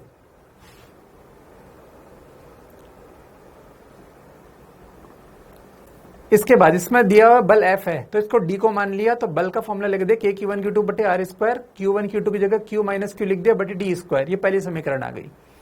उसने बोला A का 25% B को दिया जाता है, तो A का 25% कैसे निकालते हैं? A का आवेश Q, उसका 25% मतलब 25/100% ऐसे निकालते हैं। 25 से 100 कटा 4 बार, ये आ गया Q/4। ये A से B में जाएगा, मतलब A से तो कम होगा और B में जुड़ेगा, कॉमन सी बात है। A से कम होगा और B में जुड़ेगा, तो A से Q में से Q/4 कम हो गया और ये किस में जुड़ गया? B में। B का कितना था? माइनस Q, इसमें जुड़ गया। तो ये आपको समझना है कि जिसमें से घटा A से B में गया, मतलब A से कम हुआ और B में जुड़ गया। A से तो कम हुआ और B में जुड़ गया, बस सिंपल। Q minus Q/4। अब मैं ये नहीं सिखा सकता मैं, है ना, मैं आपको गणित नहीं सिखा सकता। Q में से Q/4 घटाना नहीं आता तो आप अपने पेरेंट्स को बोलिए कि पहले मुझे Q में से Q/4 सिखा दो और उसके बाद मैं यहाँ पढ़ूंगी। ठीक है, चलिए सॉल्व किया। 3Q/4 माइनस 3Q/4 नया आ गया। इसके बाद बस 3Q/4 माइनस 3Q/4 पुट किया, सॉल्व किया। ये स्टेप आई, ये स्टेप को समीकरण नंबर ऑलरेडी जो पढ़ ली थी हमने, इससे F लिख दिया, तो ये F हो गया और 9/16, 9F/16। चलिए बढ़िया। चलो ठीक है बच्चों, आगे बढ़े। चलो, बहुत सारे क्वेश्चन आपका वेट कर रहे हैं बच्चों। ये सब प्रीवियस ईयर के क्वेश्चन है, ये सब प्रीवियस ईयर के क्वेश्चन है। और आपको आज ये समझ में आ जाएगा कि क्वेश्चन जो एग्जाम में आते हैं, उसमें दिमाग लगता है, उसमें ये फालतू के कमेंट्स नहीं लगते हैं, उसमें दिमाग लगता है। हर क्वेश्चन सोचना सीखो बच्चों, सोचना सीखो, ठीक है, सोचना सीखो। अभी क्वेश्चन बहुत बढ़िया क्वेश्चन है, आप इसको समझें, बस वही काफी है मेरे लिए। तो समझें इस क्वेश्चन को, एग्जाम में अच्छे क्वेश्चन आएंगे और हम आपको अच्छे क्वेश्चन के बता रहे हैं। और देखो इन जो क्वेश्चन थे इसमें कोई ऐसा अनशन फॉर्मूला नहीं लगा, बेसिक ही लगा, बस दिमाग लगाना था।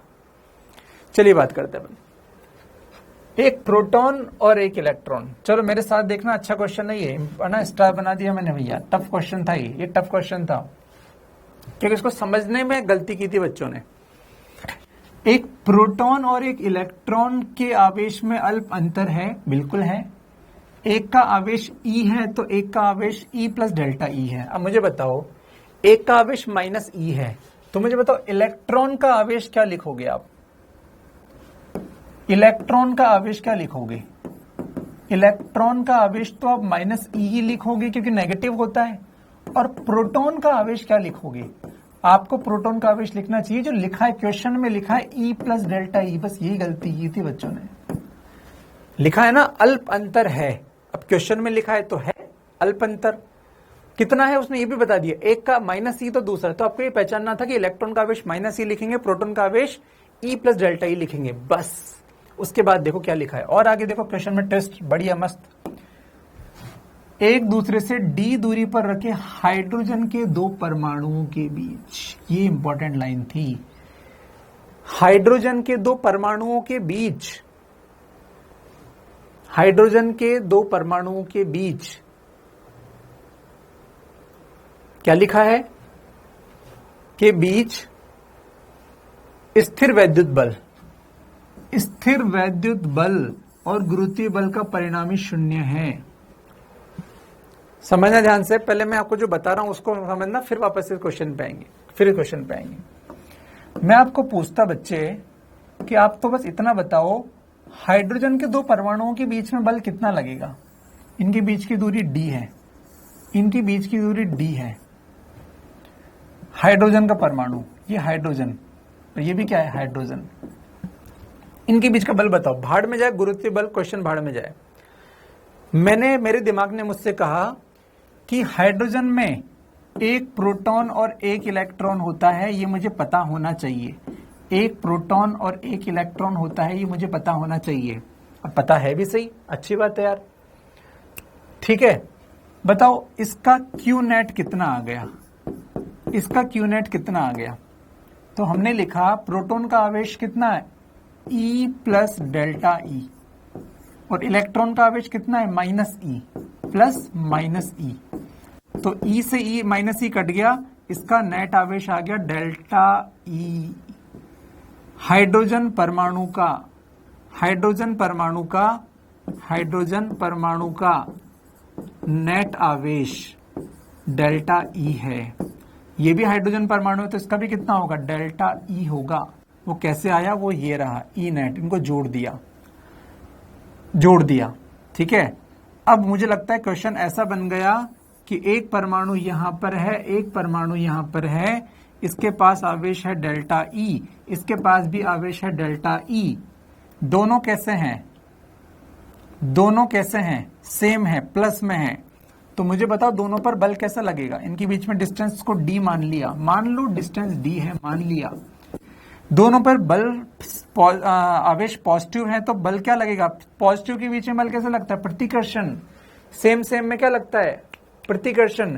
तो इस पर बल लगेगा इधर और इस पर बल लगेगा इधर, तो ये एफ ई मतलब विद्युत बल, एफ ई मतलब विद्युत बल, मतलब यहां पर जो पढ़ रहे हैं कुलाम बल उसको बात कर रहे हैं, विद्युत बल, विद्युत बल, कुलाम बल की ही बात कर रहा हूं मैं। विद्युत बल मतलब डरना मत जाना, कुलाम बल। तो यहां तक बच्चे को समझ में आना चाहिए था कि भैया इन दोनों के बीच में जो विद्युत बल लगेगा वो प्रतिकर्षण का लगेगा। कैसा लगा? प्रतिकर्षण का। दिख रहा है वैसे प्रतिकर्षण का? सही है, हाँ बिल्कुल सही है। चलो यहां तक तो मुझे लगता है कोई दिक्कत नहीं होनी चाहिए। सही है, देख लो एक बार, कोई कष्ट तो यहां तक बोलो, क्योंकि ये क्वेश्चन थोड़ा और बड़ा होगा। इलेक्ट्रॉन का दिया है, प्रोटॉन का दिया है, तो आपको बुद्धि लगानी थी। हाइड्रोजन में एक इलेक्ट्रॉन एक प्रोटॉन होता है, दोनों को जोड़ा तो डेल्टा ई आया, दोनों सेम थे तो इसका डेल्टा ई उसका भी डेल्टा ई। क्वेश्चन कन्वर्ट हो गया, दो हाइड्रोजन के परमाणु है जिनके आवेश डेल्टा ई तो उनके बीच में बल लगेगा जो प्रतिकर्षण का होगा। यहां तक कोई कष्ट है तो बोलो कोई बच्चा।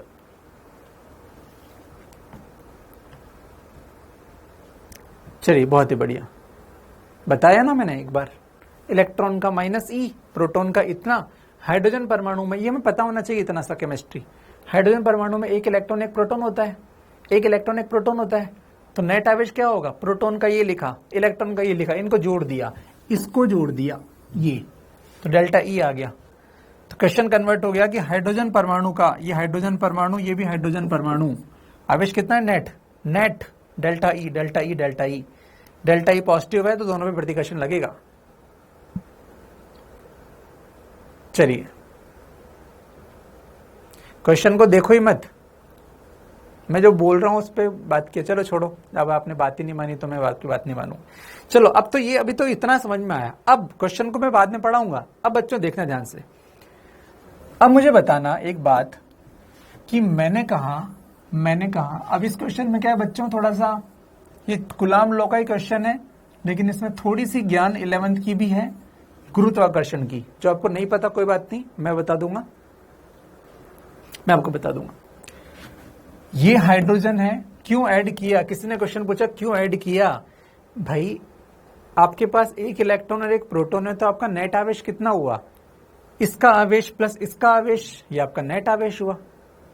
आपके पिताजी कमाते हैं 2000 रुपये महीना, मम्मी कमाती 500 रुपये महीना, तो घर का नेट कितने कमाई है? 2500 रुपये। पिताजी कमाते महीने 2000, मम्मी कमाती 500 रुपये महीना, तो नेट कमाई कितनी हुई? दोनों को जोड़ दो, तो नेट आवेश कितना हुआ? दोनों के आवेशों को जोड़ दिया, खत्म बात। ठीक है, क्यों ऐड किया रोशनी? उपेंद्र, चलिए बढ़िया। इनके पास मास है, द्रव्यमान है, द्रव्यमान है। कितना द्रव्यमान है? क्वेश्चन में दे रखा है 1.67 10 की पावर -27। क्वेश्चन में दिया है 1.67 इंटू 10 की पावर -27। इसके पास भी द्रव्यमान है। इसको शॉर्ट में बोल रहा हूं मैं m of p, mass of m of h, mass of hydrogen. तो इसको भी बोला मैंने मास ऑफ हाइड्रोजन, mh बोल दिया। आपको बच्चों ये पता होना चाहिए, ये पता होना चाहिए कि दो द्रव्यमान एक दूसरे को हमेशा आकर्षण करते हैं। मैं आपको नहीं पता था, मुझे पता, आपने नहीं पढ़ा तो 11th में से पढ़ी है, चलो कोई बात नहीं। फिर भी दो द्रव्यमान हमेशा, दो द्रव्यमान हमेशा आकर्षण करते हैं, आकर्षण करते हैं। दो द्रव्यमान हमेशा आकर्षण करते हैं बालक, हमेशा आकर्षण करते हैं। तो इन पर गुरुत्वीय बल ऐसा लगेगा आकर्षण करने वाला। इसको मैंने बोला Fg, गुरुत्वीय बल, ये Fg है, इसको Fg बोल दिया। दो द्रव्यमान हमेशा एक दूसरे को आकर्षित करते हैं, क्योंकि द्रव्यमान नेगेटिव होती नहीं है। द्रव्यमान का जो भी है आप समझे, भाई द्रव्यमान क्या कहते हैं? दूसरे को आकर्षित करते हैं, बस खत्म। ये बात समझ में आई? अब मैं आपको क्वेश्चन समझा रहा हूं। अब मैं आपको बताओ, अब मुझे बताओ, इसके पास आवेश है डेल्टा ई, इसके पास भी आवेश है डेल्टा ई। बताओ ये द्रव्यमान ये आवेश एक दूसरे को क्या कर रहे हैं? प्रतिकर्षण। ये F इलेक्ट्रिक ऐसे लग रहा है, F इलेक्ट्रिक ऐसे लग रहा है, और ये मास क्या कर रहे हैं? एक दूसरे को आकर्षण। आवेश एक दूसरे को प्रतिकर्षण कर रहे हैं और मास एक दूसरे को आकर्षित कर रहे हैं। इसको ध्यान से देखो, ये हाइड्रोजन परमाणु पर दो बल लग रहे हैं, एक है Fg आकर्षण का और एक है Fe इलेक्ट्रिक फोर्स, कूलम्ब बल। अगर इस पर नेट बल 0 है, नेट बल 0 है, नेट बल 0 है, तो क्या होना पड़ेगा? तो F इलेक्ट्रिक फोर्स बराबर F ग्रेविटेशन फोर्स, ये होना पड़ेगा। अब क्वेश्चन पढ़ो, आपको सब समझ में आएगा। अब आपको समझ में आएगा, इसलिए मैंने बोला था टफ क्वेश्चन है, ध्यान से देखो। मैं ज्यादा तो इसको स्किप कर सकता था, लेकिन मैंने बताया, इसलिए अब ध्यान से। हाँ बिल्कुल टफ है, मैं बता रहा हूं। एक इलेक्ट्रॉन एक प्रोटॉन के बीच में आवेश का अंतर है। मेरे साथ देखा करो, आप टाइपिंग करते हो इसलिए आपको गड़बड़ होता है। ये इलेक्ट्रॉन और प्रोटॉन के आवेश का अंतर है। जैसा मैं कैसे सोच रहा हूं, एक ऐसा तो नहीं किसी बच्चे ने किया नहीं था, किया था। कैसे किया था देखो ध्यान से। इलेक्ट्रॉन प्रोटॉन का आवेश बिल्कुल सही है, उनके बीच में दूरी d है, बिल्कुल सही है। हाइड्रोजन परमाणुओं के बीच स्थिर वैद्युत बल और गुरुत्वीय बल का परिणामी शून्य है। तो देखो हमने जब पूरा किया तो हमने ये तो देखा इस क्वेश्चन में कि भैया इनके बीच में स्थिर वैद्युत बल, ये है स्थिर वैद्युत बल, ये है स्थिर वैद्युत बल, और ये कौन सा बल है? गुरुत्वीय बल, गुरुत्व बल। अब बताओ इन दोनों का परिणामी शून्य है का अर्थ क्या हुआ? दो बल का परिणामी शून्य है, एक इधर लग रहा है, एक इधर लग रहा है, मतलब दोनों बराबर हैं। इस पर इधर 5 न्यूटन, इस पर इधर 5 न्यूटन, इस पर इधर 5 न्यूटन, इस पर इधर 5 न्यूटन, तो नेट कितना आएगा? 0। नेट कितना आएगा? 0। तो अगर वो बोल रहा है कि दोनों का परिणामी शून्य है, तो Fe बराबर क्या कर दोगे? Fg कर देंगे। Fe बराबर क्या कर देंगे? Fg। गुरुत्वीय बल हमेशा आकर्षण का होता है बच्चों, हमेशा आकर्षण का होता है। बस Fe बराबर Fg करना है, तो जो है मैं नेक्स्ट स्टेप में कर देता हूं, Fe बराबर Fg। वास्तव में क्वेश्चन टफ था, इस क्वेश्चन को छोड़ देना था आप लोगों को अगर एग्जाम में आता है तो इस तरह का। चलो कोई नहीं, मैं तो बता देता हूं। तो कितना हो गया, F इलेक्ट्रिक फोर्स कितना होता है, K Q1 कितना है, डेल्टा ई, ये डेल्टा ई बटा कितना, डिस्टेंस कितना था, d²। अच्छा, गुरुत्वीय बल कितना लगता है बच्चों, आपको पता है गुरुत्वीय बल Fg, गुरुत्वीय बल कितना लगता है, Gm1m2/r²। थोड़ा याद आ रहा है क्या, Gm1m2/r²। दो द्रव्यमानों के बीच में बल लगता है Gm1m2/r²। दो द्रव्यमानों के बीच में जो बल लगता है वो होता है Gm1m2/r²। बस खत्म। आप mg पढ़ रहे हो अभी से, है ना, अभी आपको ग्रेविटेशन नहीं पढ़ाया, सर आपको पढ़ाएंगे, है ना। mg की कहानी छोड़ो, चलो ठीक है, आपको चैप्टर नहीं आता ना, ये तो मैंने बस बता दिया, इसको समझ में आया, अच्छी बात है। नहीं आया कोई बात नहीं, आप जब चैप्टर पढ़ोगे तो पढ़ लेना, मस्त रहो। जिसने आता है उसके लिए मैंने बता दिया। g m1 mass of hydrogen, दूसरा मास ऑफ हाइड्रोजन अपॉन कितना, d²। बस इसको सॉल्व कर लेना, मतलब इसको सॉल्व अगर कर पाए तो आंसर आ जाएगा। d² से d² कैंसिल हो गया। मैं आपको मान बता सकता हूं बच्चे, g का मान होता है 6.67 इंटू 10⁻11। Gm1m2r² में g का मान इतना होता है। अगर आप मान पुट करोगे, सॉल्व करोगे तो कभी ना कभी आंसर जरूर आएगा। बिल्कुल, एग्जाम में इस तरह का क्वेश्चन जो है स्किप करना ही ठीक है, बस वो तो आया तो मैंने बताया, मैंने अपना काम पूरा किया। मैं चाहता था उसको छोड़ सकता था, लेकिन मैंने छोड़ा नहीं। चलिए ठीक है, अगर आपको चैप्टर नहीं आता तो आप इसको स्किप करें, ठीक है, ये आपकी कोई दिक्कत नहीं इसमें। चलिए बढ़िया, चलो आगे बढ़ो बच्चों। चलो ये क्वेश्चन आपको आता है, ये क्वेश्चन आपको आता है, आप करें इसको, ध्यान से करना पड़ेगा, और ऐसा नहीं टाइम पास कर दिया। दो समान आवेश वाले दो सर्वसम गोलों A और B, जिन्हें निर्वात में r दूरी पर रखा जाता है, कि मध्य बल F है। एक सर्वसम आवेशित गोले से A को संपर्क में कराया, फिर B को संपर्क में कराया, हटा दिया जाए तो A और B के बल कितना। चलो समझे ध्यान से, सॉल्यूशन कर, समझे ध्यान से क्वेश्चन को। उसने कहा समान आवेश वाले गोले, माना कि ये A है, ये B है, इस पर आवेश Q है और इस पर आवेश कितना है, Q है। बहुत बढ़िया। इनके बीच में बल जो है, दूरी R दे रखी है, दूरी R दे रखी है, दूरी R दे रखी है। तो बच्चों बताओ F कितना होगा, F बराबर क्या होगा, K Q बटे R²। समीकरण नंबर 1। उसने कहा कि एक तीसरा गोला भी था C, जिसके पास भी आवेश Q है, जिसके पास भी आवेश Q है।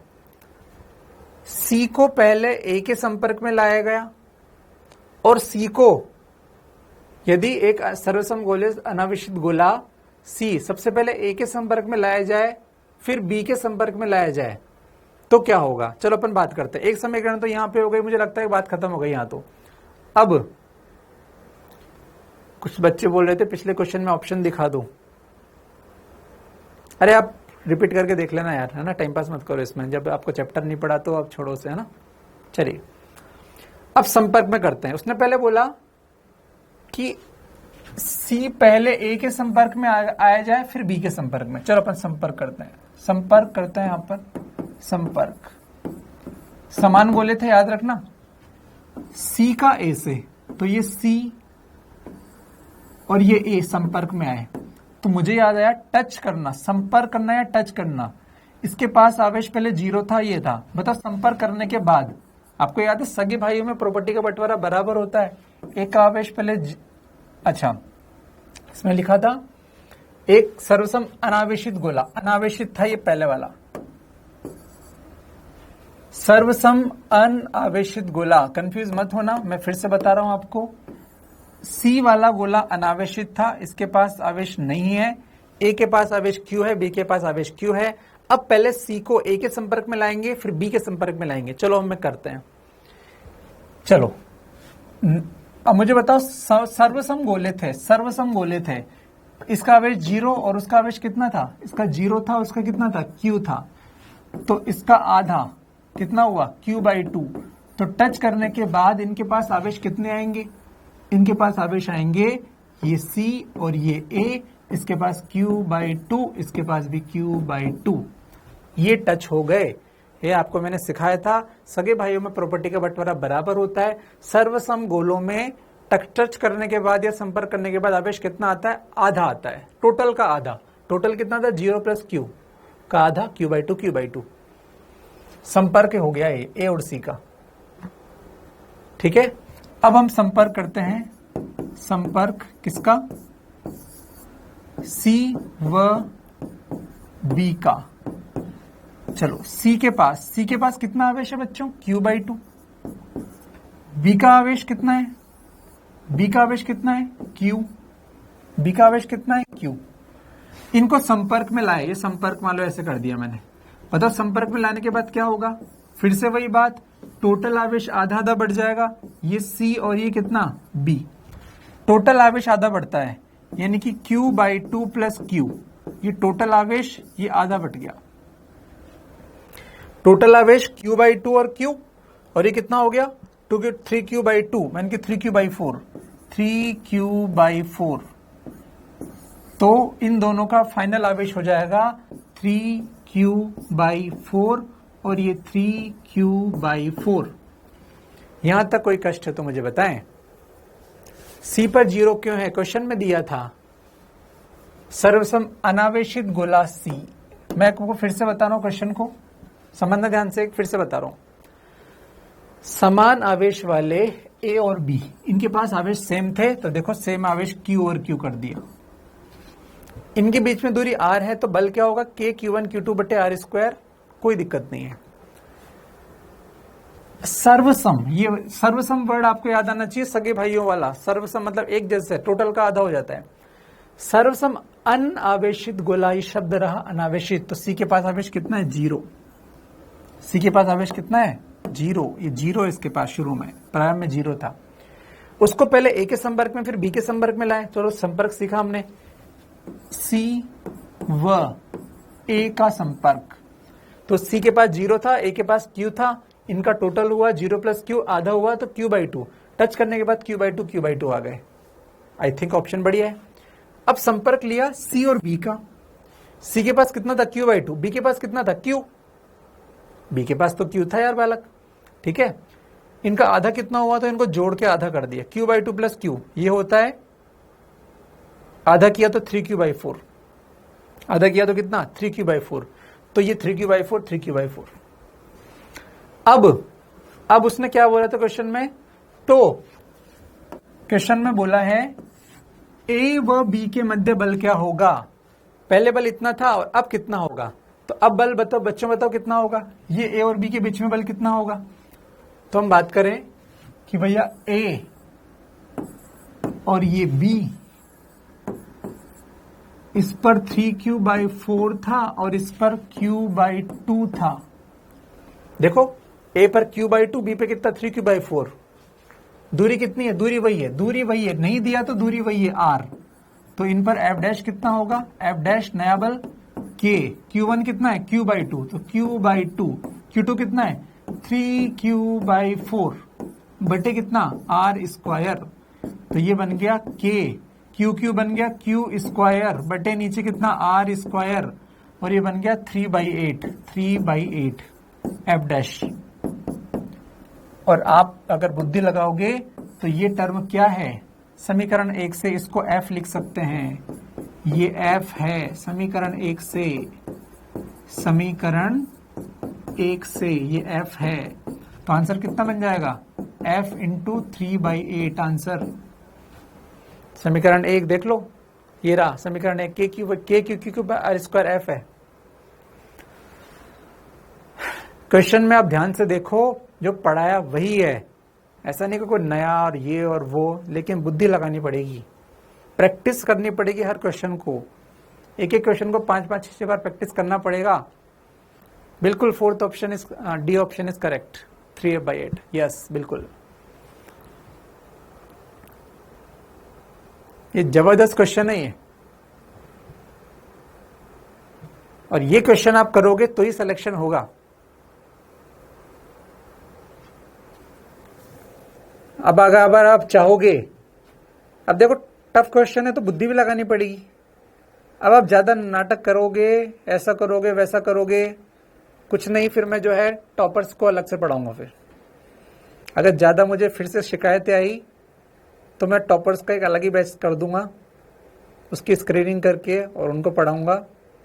बाकी लोग के लिए टीचर को भेज देंगे जो आपको बहुत सिंपल सिंपल समझाता रहेगा, बस सिंपल सिंपल, है ना। तो गुणा करो, के गिवन की 2 आर स्क्वायर कर लिया, खत्म हो गया। सिलेक्शन इनसे ही होगा और इसमें मुझे नहीं लगता कोई दिक्कत होनी चाहिए। बताया सर्वसम गोले टच होते तो क्या होता है, टोटल आधा आधा बढ़ जाता है। अब तुझे याद नहीं तो तू फिर बेईमान मक्कार है। ठीक है, चलिए बहुत ही बढ़िया। चलिए तो ये है बच्चों, ऐसे क्वेश्चंस आप करोगे। अरे कॉन्सेप्चुअल क्वेश्चन है, बढ़िया क्वेश्चन है, जबरदस्त क्वेश्चन था ये। ठीक है, एम्स में आया क्वेश्चन है भाई, इस तरह के एम्स में आया क्वेश्चन है। ठीक है, चलिए बहुत ही बढ़िया। रुक जाओ बच्चों, ये 12th वाले आप बोलो भाई, ये 12th वाले पीछे पीछे बोलते हैं। चलो बोलो 12th वाले बोलो बच्चों, कोई 12th वाला बोले, कोई दिक्कत है तो, है ना। 12th वाले ज्यादा उड़ते हैं। 12th वाला बोलो भाई कोई।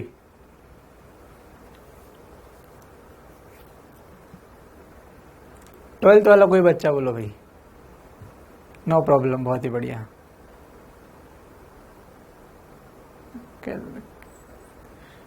कैलकुलेशन बहुत बड़ा हो जाता है तो होता है, तो होता है।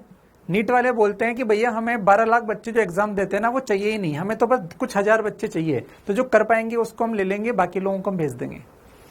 कोई बच्चा ये बोले कि सर इतना बड़ा एग्जाम में कैसे करेंगे, तो आंसर है मेरे पास कि एग्जाम वाले को चाहिए ही नहीं सब बच्चे, उसको तो कम ही चाहिए, तो जानबूझ के टफ क्वेश्चन देगा ताकि कम लोग कर पाए और कम लोग अंदर आ पाए।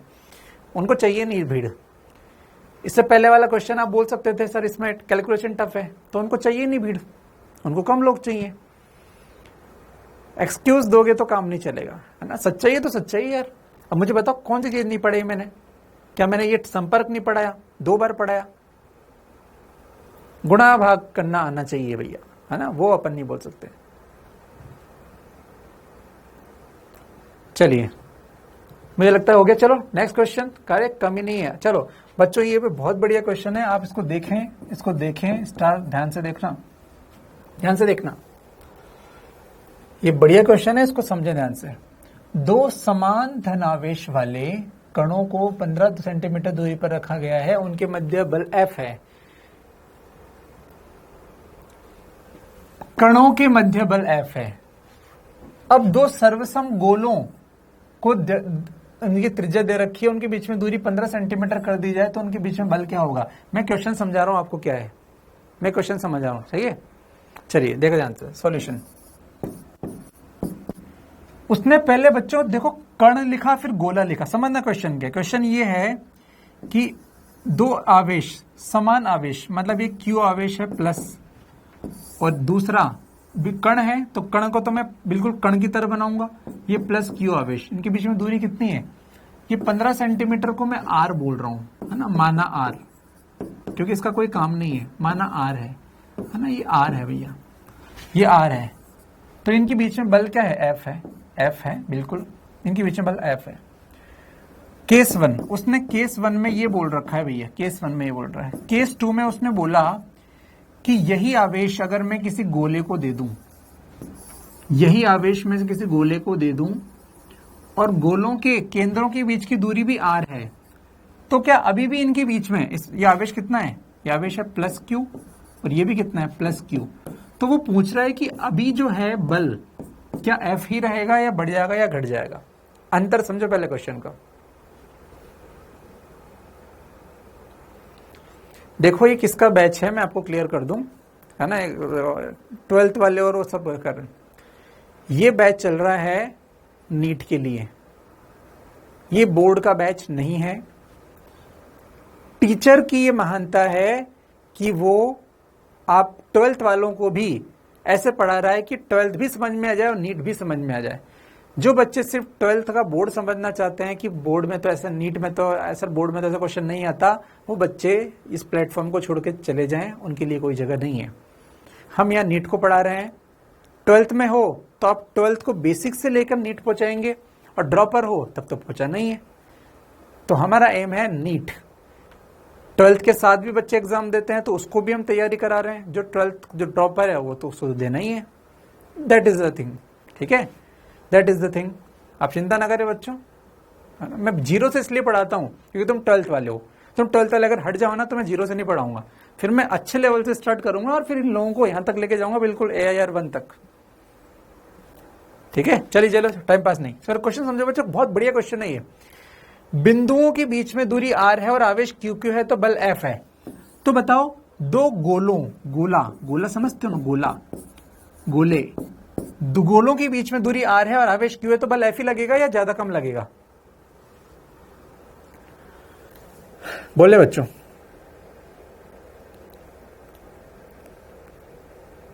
अब समझना ध्यान से। इसका जो बल है उसको मैं F डैश कह रहा हूं, F डैश।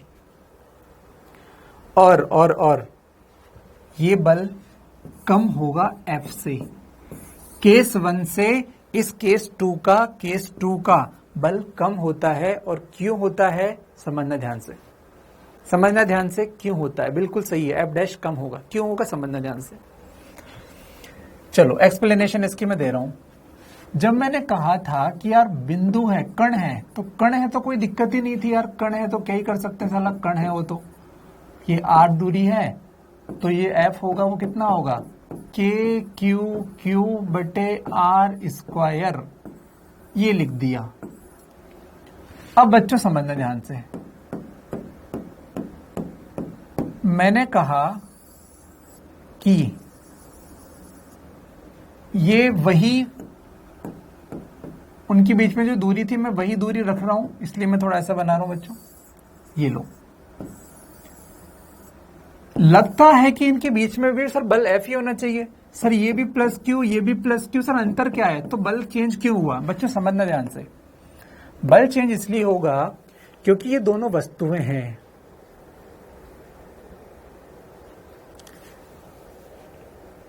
मोहम्मद, इनकी स्पीड से कंपेयर मत करो, खुद को आगे बढ़ाओ, है ना, किसी को कंपेयर मत करो।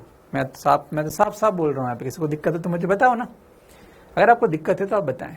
मैं आपको जीरो से इसलिए पढ़ाता हूं आप लोगों को देखकर, ताकि जीरो से आपको हीरो बनाऊं। ठीक है, चलिए देखो ध्यान से इस क्वेश्चन को, देखो बहुत बढ़िया क्वेश्चन है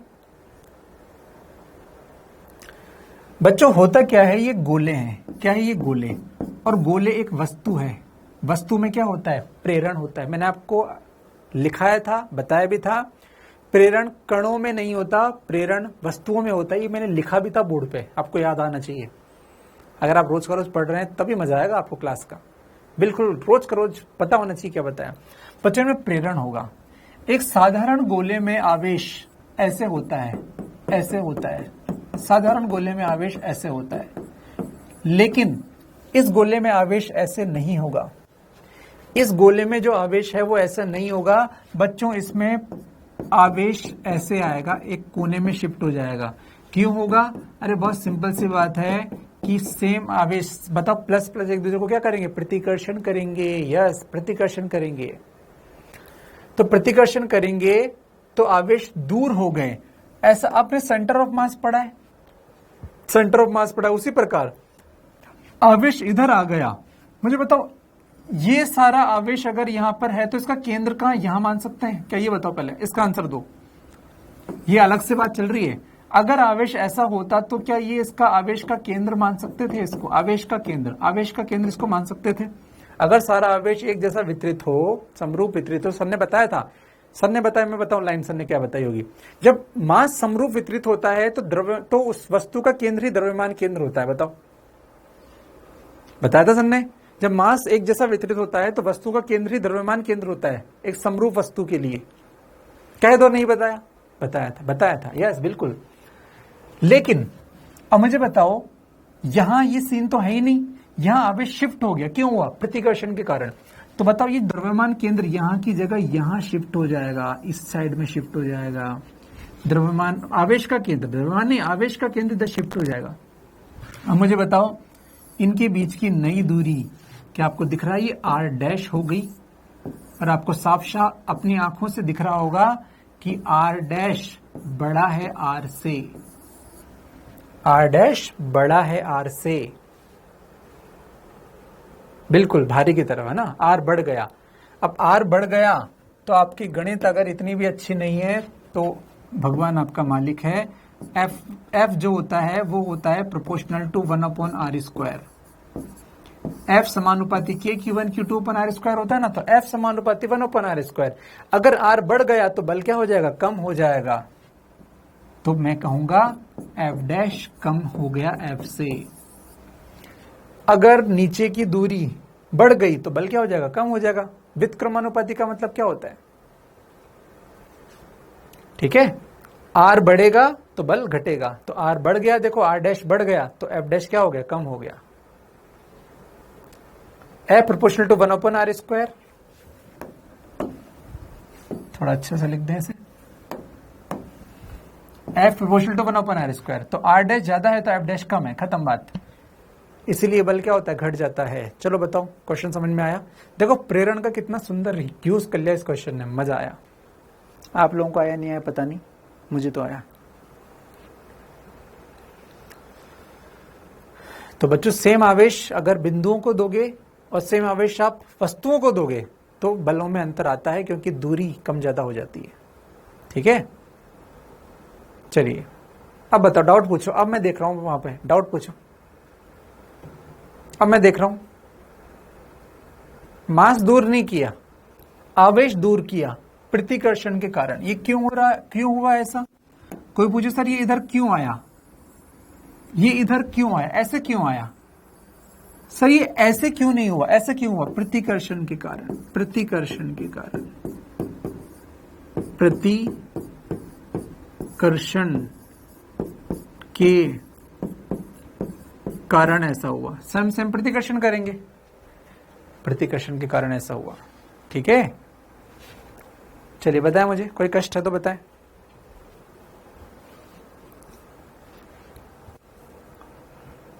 डाउट वाले बच्चे पूछो भाई,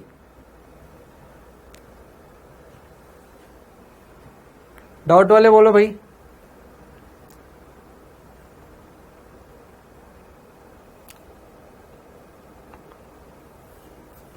मैं मेहनत करता हूं इसलिए मैं कॉन्फिडेंस में रहता हूं, ठीक है। ये ओवर कॉन्फिडेंट वाला बच्चा कौन था वो? साहिल सर लगता है ओवर कॉन्फिडेंट है। कहाँ है ससुरा, कहाँ है वो बच्चा, कौन था? मैंने ऐसा भी कमेंट सुना एक। चलो जो भी है, टाइम पास ना। चलिए बढ़िया, आगे समझ में किसी का कोई डाउट ही नहीं आया, दिल विल आ रहे हैं, बढ़िया मस्त। चलिए बहुत बढ़िया। चलिए बच्चों ठीक है ना। आवेशों के मध्य प्रतिकर्षण हुआ, आवेशों के मध्य, आवेश प्रतिकर्षण के कारण, आवेश प्रतिकर्षण के कारण, आवेशों के प्रतिकर्षण। चलिए ठीक है, मेरे पास और भी क्वेश्चन है, चलो आगे बढ़ो।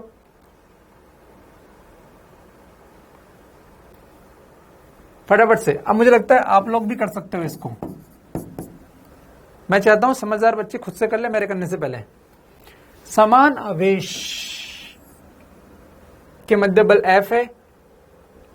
अच्छा ये तो कर लोगे यार, मैं नहीं करा रहा हूं, मैंने आपको 25% वाला कराया था, है ना। देखो ये Q, इनके बीच में दूरी D मान लो, तो बच्चों F कितना हो जाएगा, F बराबर KQ बटे कितना D²। 50% आवेश स्थानांतरित कर दिया जाता है, तो Q का 50% कितना होता है, बराबर Q/2। इसको स्थानांतरित किया जाता है। अभी क्वेश्चन बताया था मैंने, है ना। ये केस 1 है, ये केस 1 है। अब केस 2 में क्या होगा, केस 2 में पहली से दूसरे पे आवेश स्थानांतरित करना है, कितना, 50%, यानी Q/2। तो Q में से Q/2 घटा दो और इसको दे दो प्लस Q/2, ये कितना D। बस इसके मध्य नया जो बल है F' वो निकाल लेना। पिछला क्वेश्चन किया था उसको देख देख के कर लेना चाहे तो, या फिर आपको आ सकता है, ठीक है। चलिए बच्चों इसको आप कर लीजिएगा। 3F/4 आना चाहिए, 3F/4, बहुत ही बढ़िया आ जाएगा। कर लेना आ जाएगा, पॉज करके कर लेना बाद में। चलो ठीक है ना। चलिए करना इच्छा है अगर, तो बाद में वापस वीडियो देख के पॉज करके कर लेना, मैंने करा दिया इसलिए मैं आगे बढ़ रहा हूं। चलिए, है ना, ये कितना हो जाएगा, Q plus Q by two, अरे मैं कर ही देता हूं यार, Q into Q by two into 3q/2 बटे कितना, डी स्क्वायर, ये बन जाएगा के क्यू स्क्वायर बटे डी स्क्वायर इंटू 3/4 बराबर 3f/4। ये क्या बन गया, f, तो ये बन जाएगा 3f/4। ये लो 3f/4। आज कोई बच्चा टाइम हो गया नहीं कहेगा, क्योंकि कल मैंने आप लोगों के कहने पर, है ना, आपको टाइम दिया था एक्स्ट्रा। आज थोड़ा सा वसूली करना है मुझे, ठीक है। जिसको जाना है, जिसको नहीं पढ़ना वो जा सकता है बिना कमेंट किए, मुझे फर्क नहीं पड़ेगा। कोई कष्ट है तो बोलो भाई।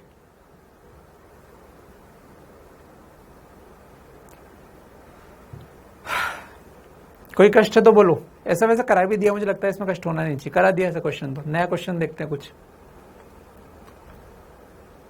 नया क्वेश्चन देखते हैं।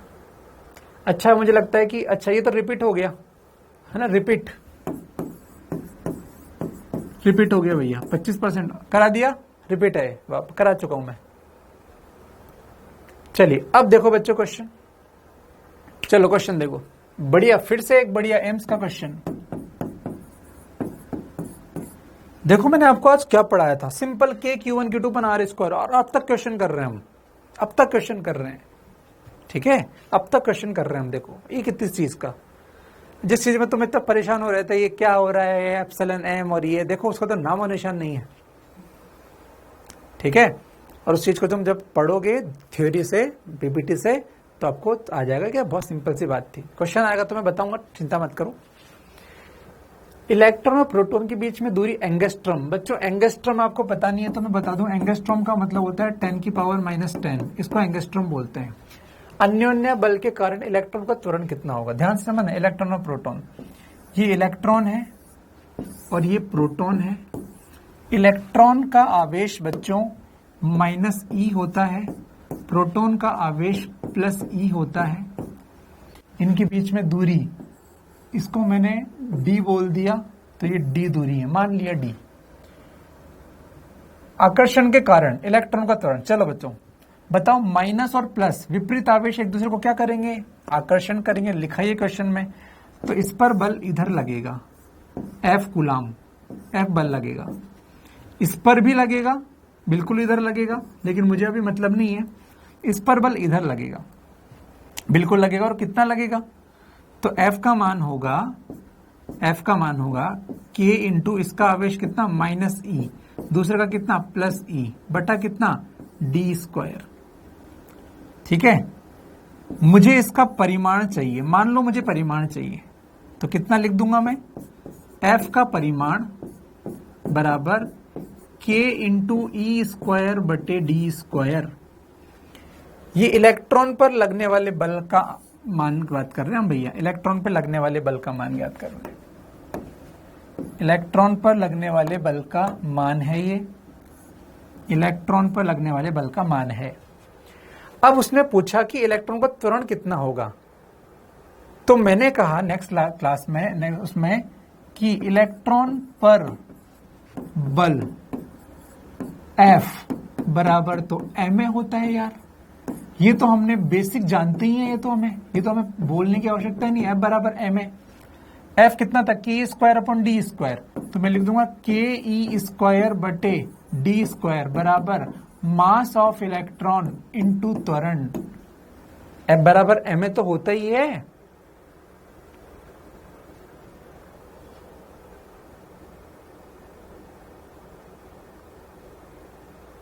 कोई कुछ नहीं बोल, चलिए ठीक है। चलिए इसका मतलब त्वरण का आंसर कितना आ गया बच्चे, त्वरण का कितना आ गया, KE स्क्वायर बटे D square into mass of electron, ये त्वरण आ गया। वैल्यू पुट कर लेना, अगर आप गुणा भाग कर सकते हो तो आपका आंसर आएगा। डी का मान बच्चों मैंने आपको लिख दिया था, डी कितना था आपका, डी कितना था, वो रहा, डी का मान है 1.6 एंगस्ट्रॉम, यानी कि इंटू 10⁻⁻10, ये डी का मान है।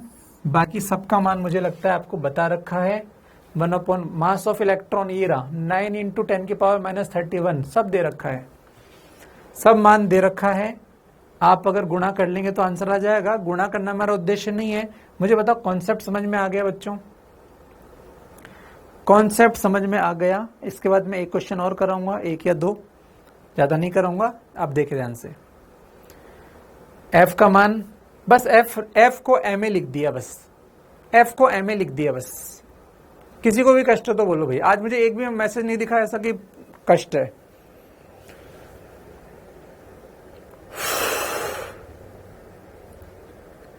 ठीक है, आंसर भाई मुझे नहीं पता, आंसर आप कर लेना, आंसर आप कर लेना। और इतना तो विश्वास रखो कि आपको गणित, आपको गुणा करना आता है। सवाल अच्छा है, बिल्कुल सवाल अच्छा ही है, बिल्कुल ही अच्छा सवाल है।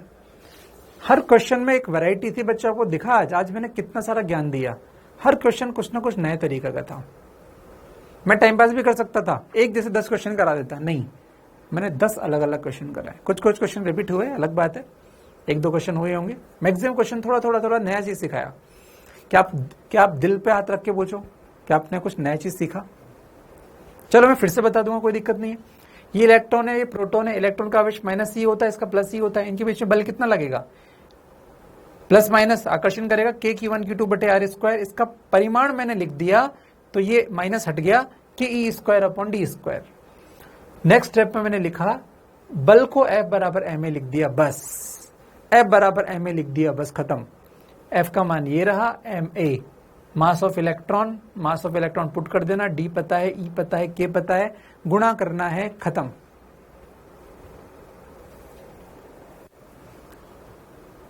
ठीक है, चलिए मैं नेक्स्ट उससे ट्राई करूंगा कि आंसर जो है उसको थोड़ा टिक करके लाऊंगा, है ना। मैं थोड़ी पता है, रट के थोड़ी बैठा हूं सब आंसर। बिल्कुल प्रत्येक प्रश्न सैद्धांतिक था, बहुत ही बढ़िया, बहुत ही सुंदर। ठीक है, नेक्स्ट अब मस्त रहो यार, अभी कोई गुणा कर लो, है ना, टेंशन मत लो, है ना। चलिए नेक्स्ट क्वेश्चन अपन कर रहे हैं। अब गुणा करोगे तो अपने आप आंसर आ ही जाएगा। चलो बच्चों, एक सिंपल क्वेश्चन है, ये सिंपल क्वेश्चन है, इसको आप करने का खुद से प्रयास करो। 2 माइक्रोकुलाम और 6 माइक्रोकुलाम के बीच में बल 12 न्यूटन है, प्रतिकर्षण करते हैं। प्रत्येक को -4 का अतिरिक्त आवेश दिया जाए तो बल क्या होगा? बहुत आसान क्वेश्चन है यार ये तो। सॉल्यूशन करता हूं मैं। +2 माइक्रोकुलाम और यहां पर +6 माइक्रोकुलाम, इनके बीच में बल 12 है। तो बल का फॉर्मूला लगाओ, F बराबर k/q1 q2/r स्क्वायर। चलो बल लगाते हैं। बल का मान कितना है? 12, तो 12 लिखा बराबर k। q1 q2 का मान कितना? 2 माइक्रो और 6 माइक्रो, तो मैंने लिखा 2 माइक्रो और मैंने लिखा 6 माइक्रो, बटे दूरी नहीं दी तो कोई बात नहीं, d² लिख दो। समीकरण नंबर 1, समीकरण नंबर 1, समीकरण नंबर 1। अब नेक्स्ट क्लास में इसमें उसने लिखा कि -4 का अतिरिक्त आवेश दिया जाता है। मतलब इसको भी -4 दिया, उसको भी -4 दिया। तो देखो ध्यान से, 2 और 6 था, तो +2 मैंने लिखा, +2 इसको -4 दे दिया, और यहां पे था +6, इसको भी -4 दे दिया। ये -4 दे दिया तो कितना बचा? 2 - 4 -2 माइक्रोकुलाम, और ये कितना बचा? +2 माइक्रोकुलाम। तो ये नया आवेश इतना बन गया, नया आवेश इतना बन गया। तो F न्यू, नया बल भी कितना बन जाएगा? बराबर K। Q कितना है? -2 माइक्रो, और ये कितना? +2 माइक्रो, बटे कितना? d²। तो ये 2 दूनी 4 बन गया, K × 4/d²। 2 दूनी 4, सॉरी माइनस प्लस है ना, माइनस आएगा, ठीक है, माइनस आएगा। ये कितना था? समीकरण 1, और ये कितना था? समीकरण नंबर 2। क्या इनको भाग दे दें? समीकरण 1 और 2 बन गया, भाग दे दो। समीकरण 1 व 2 को भाग दो, भाग दो। तो समीकरण 1 क्या थी? 12 बराबर के इंटू 2 माइक्रो 6 माइक्रो बटे डी स्क्वायर। 12 बराबर के इंटू 2 माइक्रो 6 माइक्रो बटे डी स्क्वायर। और ये कितनी है? एफ न्यू बराबर के इंटू 2 कितना हो गया 4 बटे कितना डी स्क्वायर। आपको दो समीकरणों को भाग देना आना चाहिए। इनको भाग दोगे तो के अपॉन डी स्क्वायर बच्चों कैंसिल हो जाएगा और ये बन जाएगा 12 बटे एफ बराबर, ये बन जाएगा 6 दूनी 12 बटे कितना 4, तो एफ का मान हो जाएगा 4। आकर्षण या प्रतिकर्षण, ये तो आंसर यही समझ में आ रहा है। ये प्लस और ये माइनस, ये प्लस क्या करेगा? आकर्षण। तो आंसर हो जाएगा आकर्षण। ये लास्ट क्वेश्चन था, इसको बता दो, इसके बाद छुट्टी। ये लास्ट क्वेश्चन था, बता दो मुझे कोई कष्ट है तो। ऐसे क्वेश्चन कर सकते हो जोड़ने वाले। इनके बीच में बल इतना था, ये लिख दिया, फिर उसने कहा कि -4 दोनों में जोड़ दो, तो 2 में भी -4 जोड़ो, 6 में भी -4 जोड़ो। 2 में -4 जोड़ा, 2 -4 -2 हो गया, 6 में -4 हो, 6 -4 2 हो गया। बस ये माइनस था, ये प्लस था। विपरीत आवेशों में आकर्षण होता है। दोनों समीकरणों को भाग दिया, आंसर आया 4, तो आंसर हो जाएगा 4 आकर्षण का। 4 आकर्षण का। चलिए खत्म भाई, मेरा काम हो गया। डोंट वरी, मैं रोज इस तरह से नहीं पढ़ाऊंगा। कभी कभी मैं सोचता हूं कि चलो टॉपिक को कंटिन्यू करेंगे, इसलिए मैं कर देता हूं, है ना। परेशान मत हो, रोज ऐसा नहीं करने वाला। मेरा घर भी दूर है, मेरे को जाना होता है। मेरा दूर होता भी है ना, जाने में मुझे 1 घंटा लग जाएगा अभी। चलो कोई प्रॉब्लम है तो बताओ, नहीं तो हम आज की क्लास को विराम देते हैं। किसी भी को बच्चों को कोई दिक्कत हो तो बताओ। चलो बच्चों, जिसको हो गया हो, खत्म हो गया हो, वो जा सकता है, और जिसको कुछ नहीं हुआ, कुछ बात करना है, वो रुक सकता है। तो 1 मिनट रुकूंगा मैं यहाँ पे, बस 1 मिनट रुकूंगा मैं। राधे राधे। ठीक है, धन्यवाद बच्चों, मस्त रहो। चलिए बच्चों, है ना, -4 जोड़ दिया, चलो ठीक है। इन क्वेश्चंस को वापस से घर पे जाके करना, तो आप कहीं नहीं अटकोगे। इन क्वेश्चंस को आप सब कर लेना, प्रैक्टिस कर लेना। दुनिया में कोई क्वेश्चन आ जाए, नीट का रुकेगा नहीं आपसे। लेकिन आप देख लेना, मैंने आपको एक फॉर्मूला पढ़ाया और उसमें इतने क्वेश्चन कराए हैं। दिमाग लगना है नीट में, टाइम पास नहीं होगा। दिमाग लगता है नीट में, वहां पे टाइम पास नहीं चलता। नीट करना है तो आपको दिमाग लगाना सीखना पड़ेगा, और करना भी पड़ेगा। चलिए,